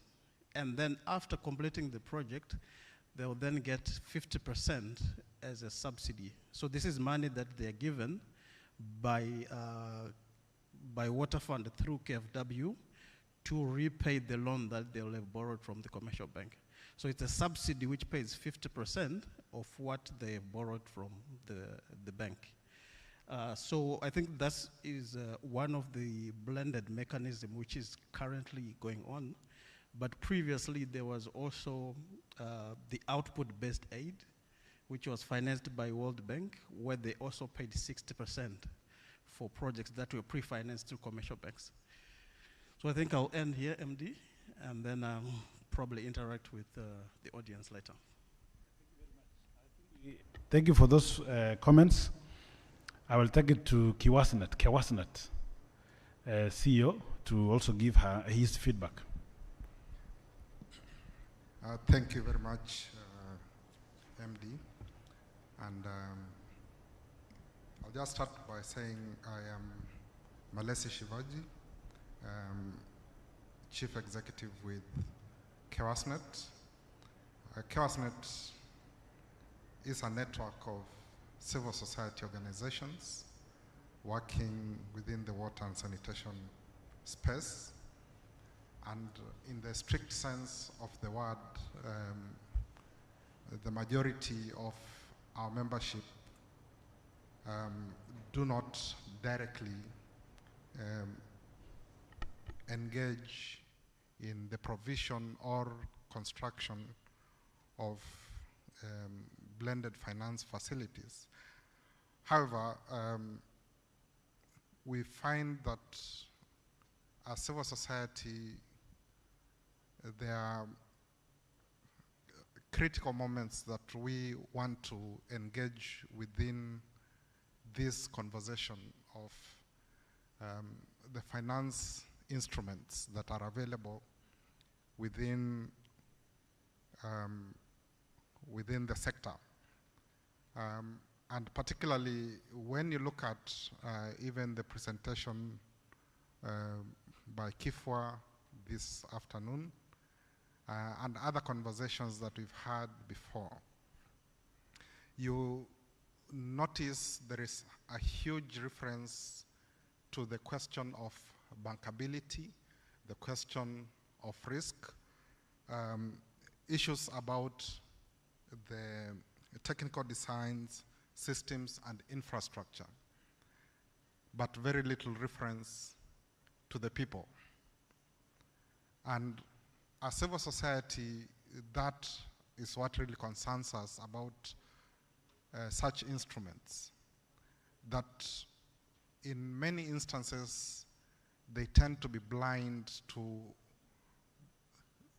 those that really matter, which are the people who are having these deficits, that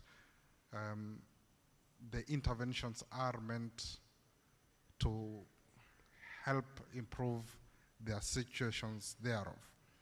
And therefore, as civil society, we are really keen to be part of this conversation to make sure that these instruments, whether it's blended finance or other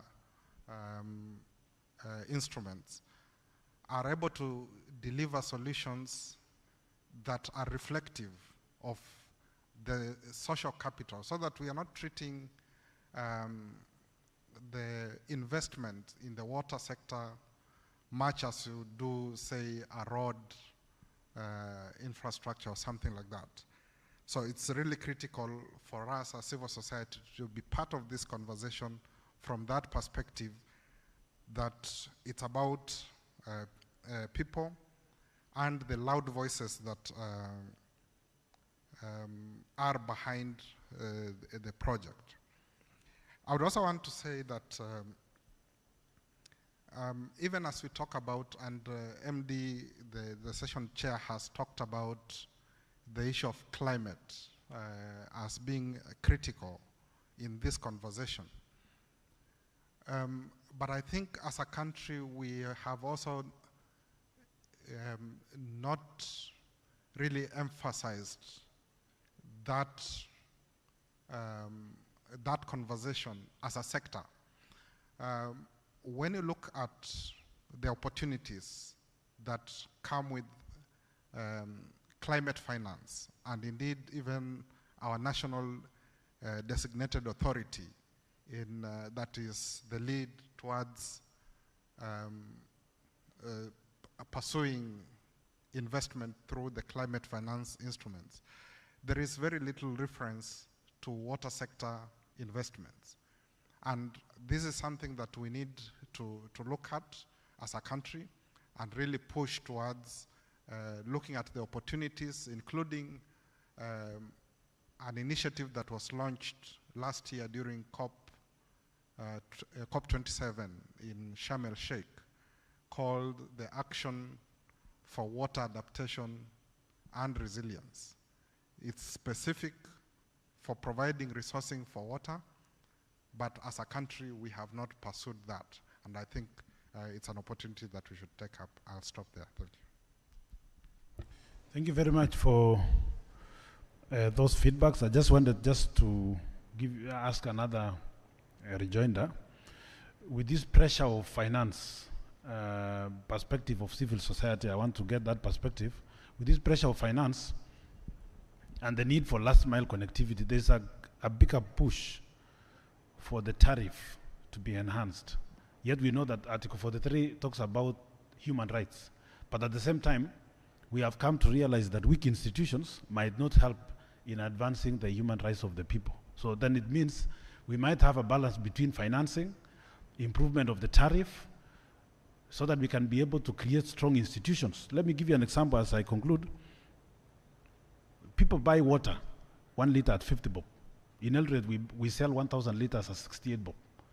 When I want to increase to 200, people will cry and say it's expensive. Yet it is for 1,000 liters, but they buy this one of 1 liter at 50 bob. So how can you help us to draw the balance as we seek to improve our tariffs? Thank you for the question, and I think studies that have been done before, including in informal settlements where the cost of water is invariably highest, such studies have demonstrated that there is always willingness to pay. And whenever there is an assurance of service and quality service at that, increases in tariffs are justifiable. And as civil society, I think we have always been on the forefront in saying that tariff increments by themselves are not a negative thing, because this is not a profit-making sector, and we understand that.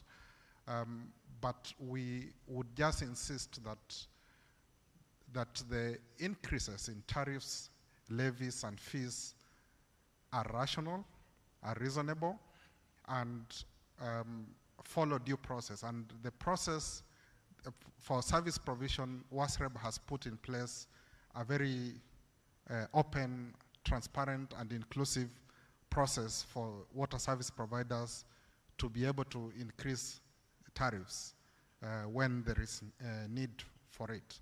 And we think we support that process. And should there be a justifiable need, I don't think civil society would be at the forefront of blocking it. Thank you. Those are breaking news. Thank you very much. I like your positive focus, and actually I'm going to challenge WASPA that we have a national forum with the civil society organizations as we push for these financing options and also balancing the needs of the people and the strength of water service providers. Protas, what say you? Okay, thank you so much. So good evening, everyone. My name is Protas from Nazava Water Filters Company, and I'm the regional manager of Nazava. So thank you, Mr. Biwott. In this discussion, I would like to say maybe to introduce our organization. We are a social enterprise and a mission-driven organization. What we do is we manufacture water filters that are really most affordable, most durable, and is the only product currently in the Kenyan market that is also World Health approval. So we are WHO certified, showing that we can distribute our products anywhere. So in that regard also, we have a booth outside there. You can just walk outside here and see us. So in regards to also this discussion, let me touch a little bit about the issue of innovation and technology that we are currently employing. So we are focusing much on climate smart as we try to ensure we are targeting rural households. Most of these households, they get their water in the river. They get their water in the borehole. So those are our target market households, especially the one with lower income. So what we are doing as an organization, we are partnering with microfinance institution so that they're able to finance them, because it's the only way we're able to reach to so many rural farmers that are really far from these organizations, or they're really down there in the villages. I guess most of you have managed to visit your rural area. I don't know if someone has not been able to visit their rural home, because I guess you'll be able to see where they get their water. If you go to the rural areas, they get water from very, I would say, unsafe sources. So in looking at the issue of the social mission and looking at the kind of financing that we are targeting, currently as an organization, we get almost 30% of the funding from the WASH funds and 70% from impact funders. So this is a way, as I try to encourage some organizations that would like to look at these opportunities that are here, we can take advantage of this organization. We had also got a question from Peter asking about the issue of blended financing.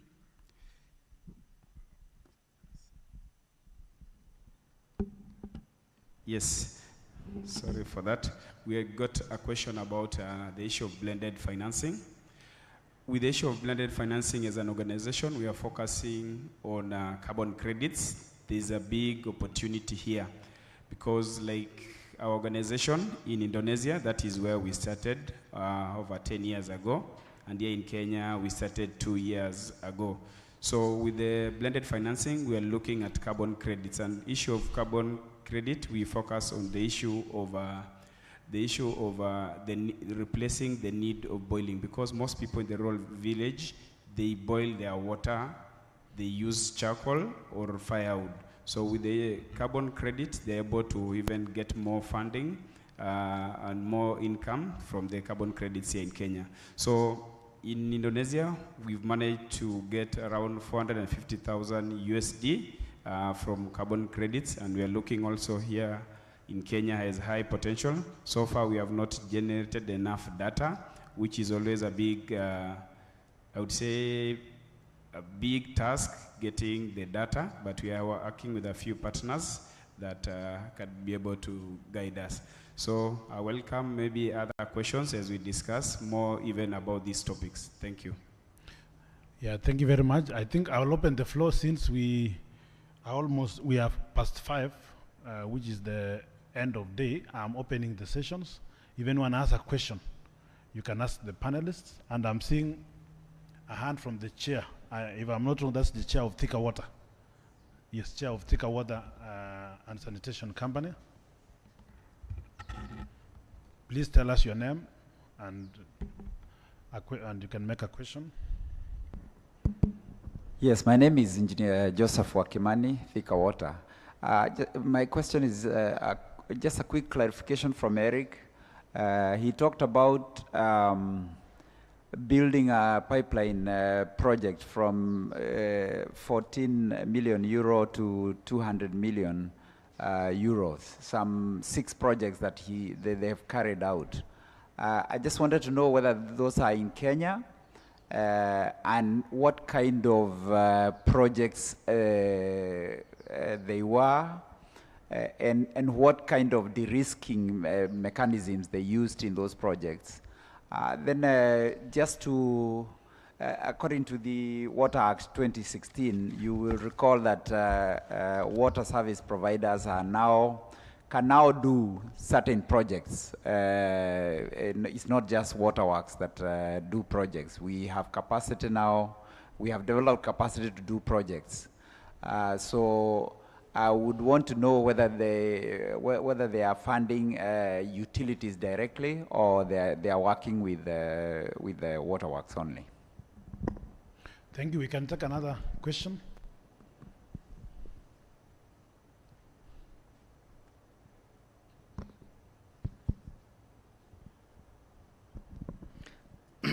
Thank you. I'm Stephen Catello, Managing Director, Marsabit Water.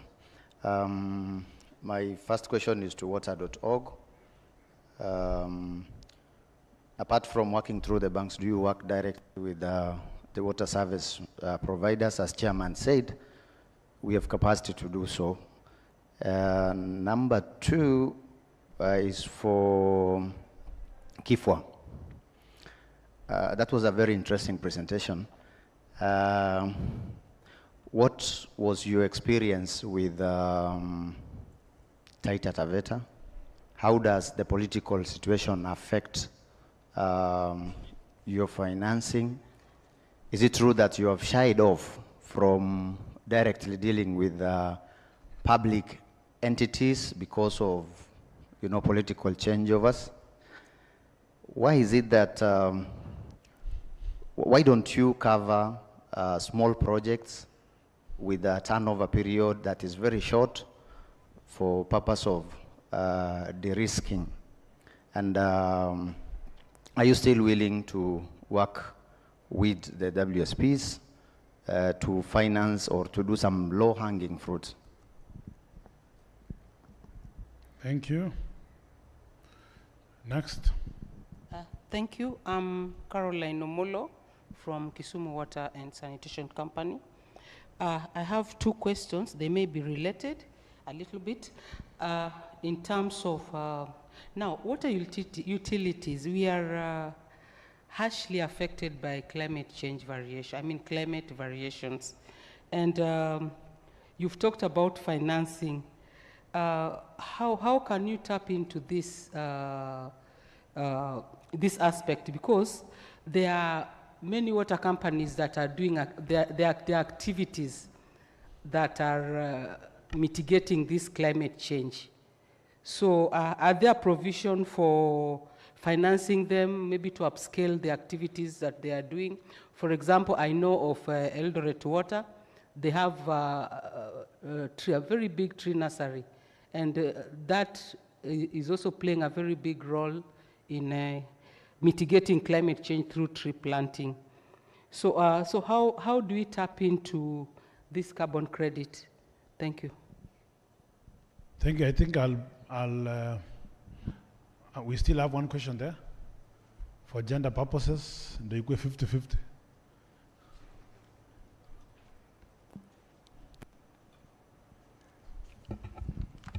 Thank you. My name is Grace Olo, representing the civil society. And mine is not about a question, but just a comment. Like when we talk about balancing, especially on tariff increment, that civil society sometimes we don't oppose. But the challenge is that is there equity in the water sector when it comes to distribution? Is there availability? Because you continue increasing tariffs, the availability is not there. The equity in distribution is never there. So if we could have equity, and then we make sure that the commodity or the service is available, we will not oppose. But most of the time, we review tariffs, we go for the meetings, but it's always constant. The issue of unaccounted for water, if you look at the sector reforms from 2002, it's something that is always coming back. What is it that the utilities are not doing right, or what is it can be done in a correct way so that at least we also work on the issue of unaccounted for water? Because if I keep on paying bills, you increase tariffs, and I still have the same experience, it will be very, very difficult for me. Thank you. Thank you very much. I'll move to my panelists, and I'll begin with Kifwa. You can make responses to the various questions you've been asked.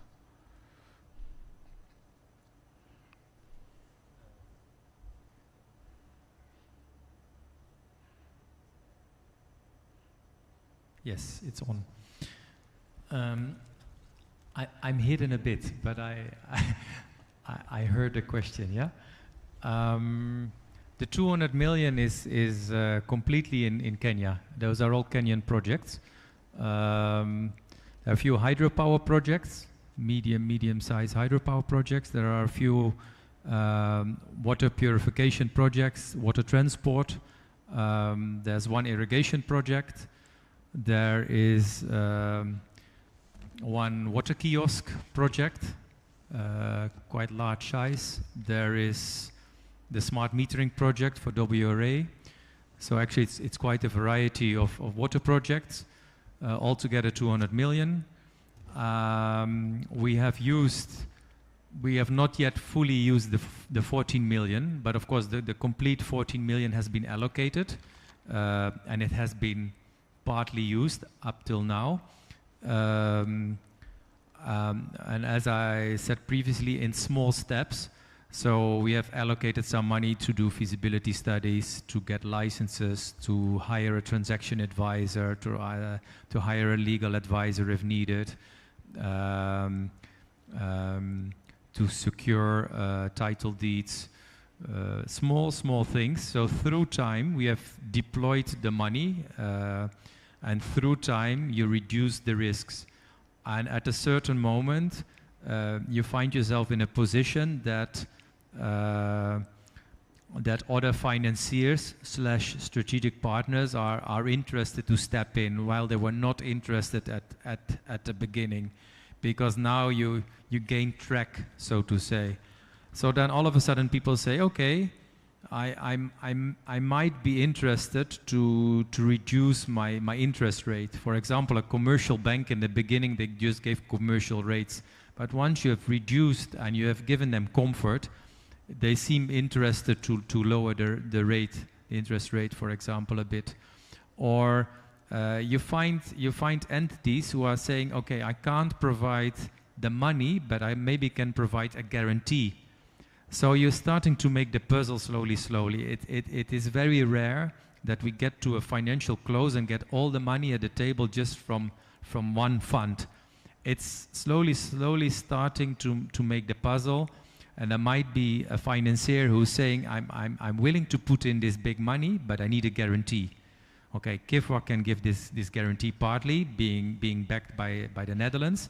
But for example, another entity will step in and say, okay, I can give the guarantee. I can't give the money, but I can give the guarantee. So slowly, you make the puzzle, and you find yourself at a certain moment in a position that you say, now the project is completely bankable. And that's also why we said, like, you need a proper business plan at the beginning, not just, okay, unrespectfully said, a wild idea.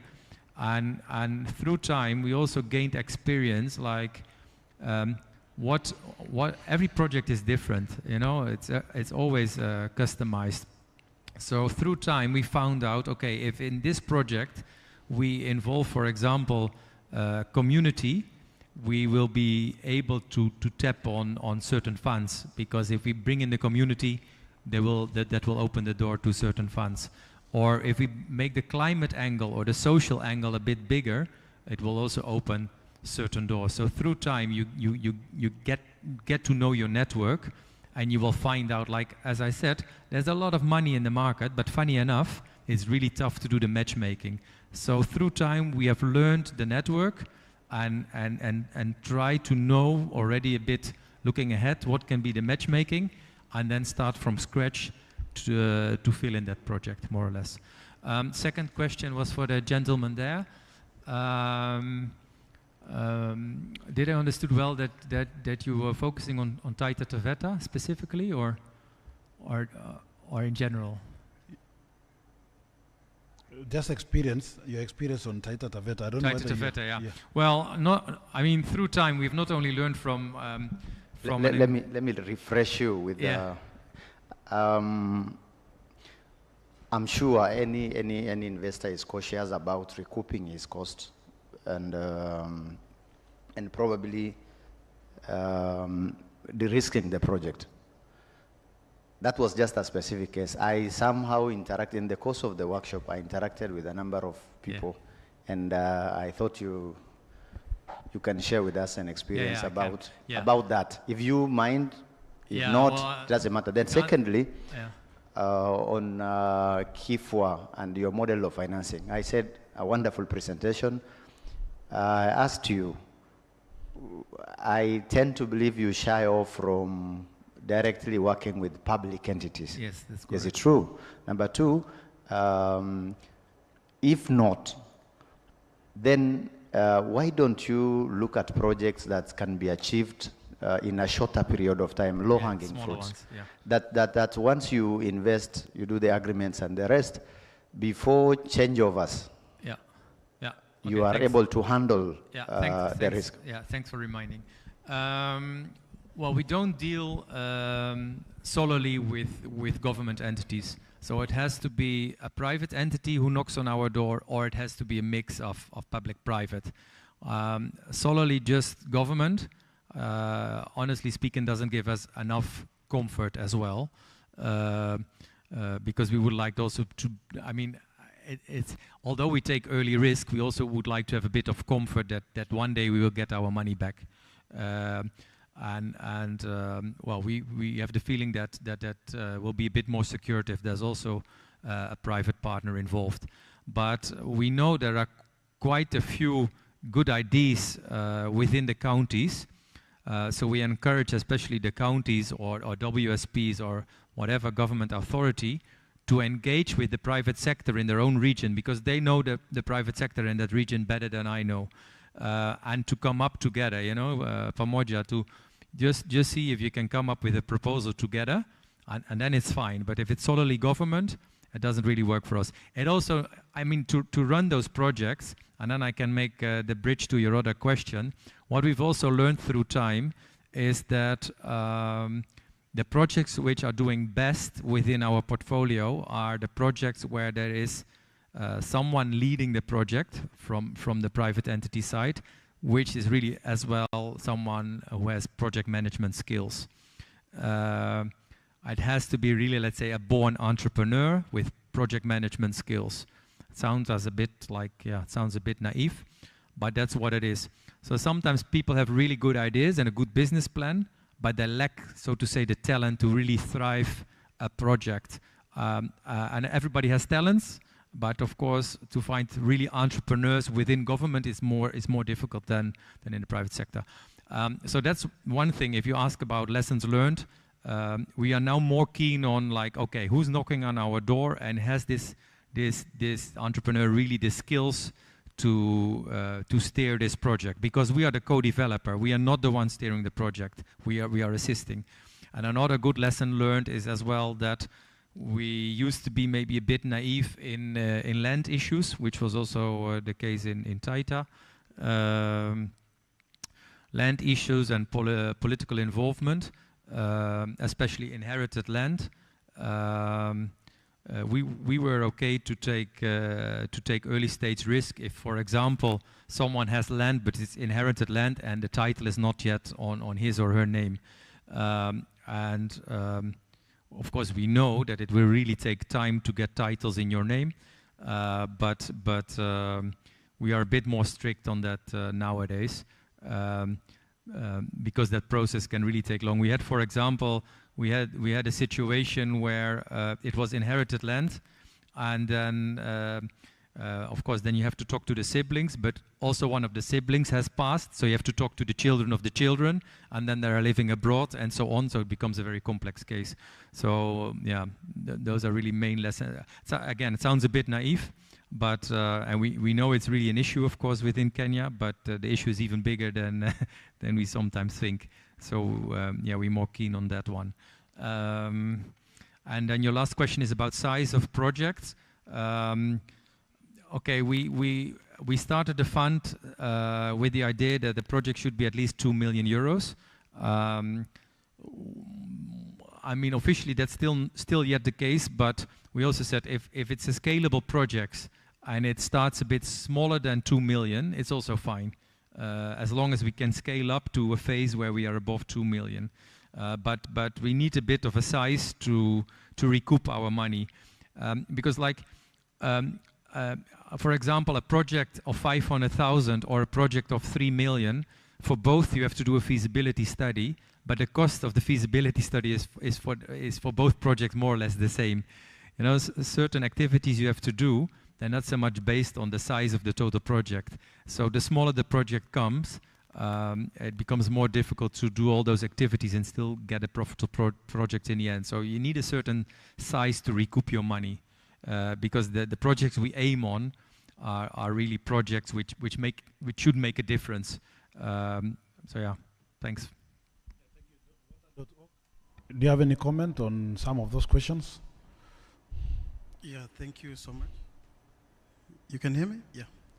So, yeah, the MD for, is it Mandera? Masrabit. Yeah, you asked whether we work directly with water utilities. Currently, we are working through commercial banks. Like I've indicated, we have put money in 3 commercial banks. So there's a product there, a wash product, where you can go to those 3 banks and then you can apply for a loan. Then you can work on your projects that you intend to do. And then the second way we work with public utilities is through performance-based contracting. So if you have, let's say, a private company that is coming to maybe work on projects that is reducing NRW, so we can finance directly the private company. So they can come with their balance sheet, they get a loan, and then they implement that project. Of course, you understand the PBC or PPP mechanism. So that's how we are working with public utilities. But of course, private utilities that are there, those we can also finance directly because they are able to provide some collateral. I think when you go to the commercial banks, I think the main issue was is that are you able to provide collateral in the form of title deeds, or if there is issues of guarantees that are there. So what we are looking at is to try and create a product with the banks where they can finance projects maybe starting from 50 million going downwards, where they will not need a lot of collateral for that. So that's how we can also work with public utilities so that you do small projects. If it's big, then probably you have to do it in phases, maybe 50 million at a time, and then you are able to repay the loan within the maybe 5 to 7 years that commercial banks usually give in terms of loan tenure. Thank you, Kiwasnet. Any comment? There wasn't a specific question, but I wanted to speak to, I think there was a question from Kisumu about climate change. And I would just want to say in general terms that as a water sector, we need to do better. Last year, there was hue and cry about the big Kenyan delegation in Sharm el-Sheikh. It was the second largest of all the countries. But there was no representation from the water sector. How do we expect to get climate change funds for the sector when we are not on the table to represent ourselves? I think it's a bit foolhardy to expect that those other sectors would, because we see their the meteorological department, there is the airspace representation, there is the Minister of Environment itself. But the water sector is not sitting on the table. And that then means that adaptation to climate change through water is not one of the priorities. So if we expect that it will just turn around and we'll get resources, it's a bit difficult. So I would encourage the water sector in Kenya to take some of this conversation seriously, and that is how we can source through climate change resources. Thank you. Thank you very much, Bana Protas. Okay, thank you. My response will go to Thika Water about carbon credits. Yeah, so mostly the key question on carbon credit is the issue of, are you able to show the carbon emission reduction in your project? So that is normally the first key question. So what you need to do is have data of what you are able to generate. Like in our organization, since we have been in the market in Indonesia for 10 years, there is a lot of data for people who have been using firewood to boil their water, or using gas or even charcoal there in Indonesia. So the same thing we want to do is collect that information here in Kenya, because we have now done extra thousands of units that we have supplied to rural households through that partnerships with the SACCOs, MFIs. So we have now a timeline to give ourselves enough data to get through that. And maybe I will invite you for a session. We have a session with Aqua for All. There's an online training on carbon credit will be done on 28th of June. So there is also limited space, so I can share with you the link so that you can get to learn more about carbon credit. Thank you. Yeah, thank you very much. There was a question on non-revenue water.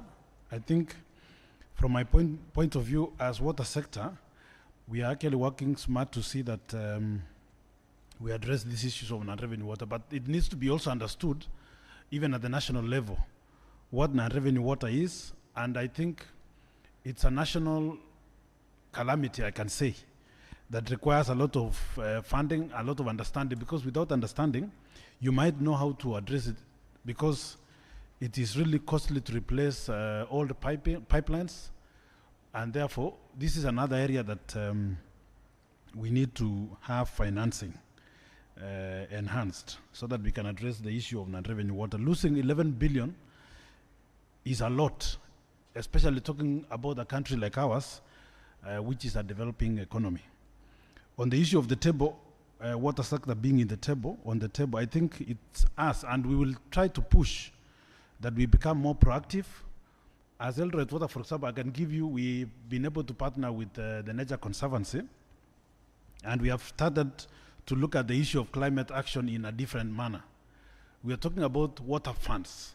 So we are saying people living in the municipalities have to take interest in the conservation of water towers, so that now we make sure that we have a correct climate action activity at the upstream, even as we enjoy the water, because when there is no water, we are the ones who suffer most in the municipalities. So it is becoming a whole of Kenya, a whole of citizen approach, where everybody has to really think and find a way of participating. In fact, in our next course of tariff review, I'm one of the people pushing currently at the national level that we increase the climate money in our tariffs for sustainability. Because you see, we can be assisted by donors to set up water funds, but then we have to move away from the little money we provide for climate in our tariffs and enhance it,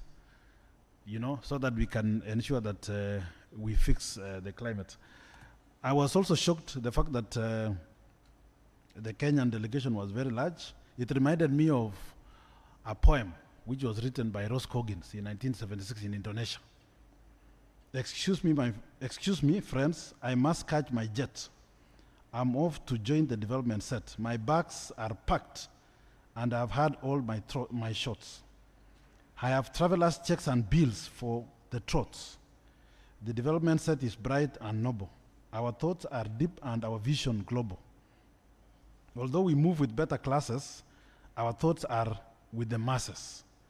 In Sheraton hotels in scattered nations, we damn multinational corporations. Injustice seems easy to protest in such sitting hotbeds of social rest. We discuss malnutrition over steaks and plan hunger talks during coffee breaks. Whether Asian floods or African droughts, we face each issue with an open mouth. We bring in consultants whose circumlocation raises difficulties for every solution, thus guaranteeing continued good eating by showing the need for another meeting. I'll not complete it, you can read it, but really you can see the irony. Even as we move forward and discussing issues of budgets, we need to have even smart delegations, so that we don't just have people who just travel for the sake. Those who are planning for this kind of delegations should really see who is the relevant person and who is the relevant sector. And then you minimize those delegations, maybe even to 40. Then you have a meaningful kind of engagement. Anyway, your parting shots? Your parting shots? Do you still have any other what to say? Yeah, so I think we have come to an end of this session. I want to thank the panelists. May we give them a round of applause? I also want you yourself to clap for yourself for staying beyond 5.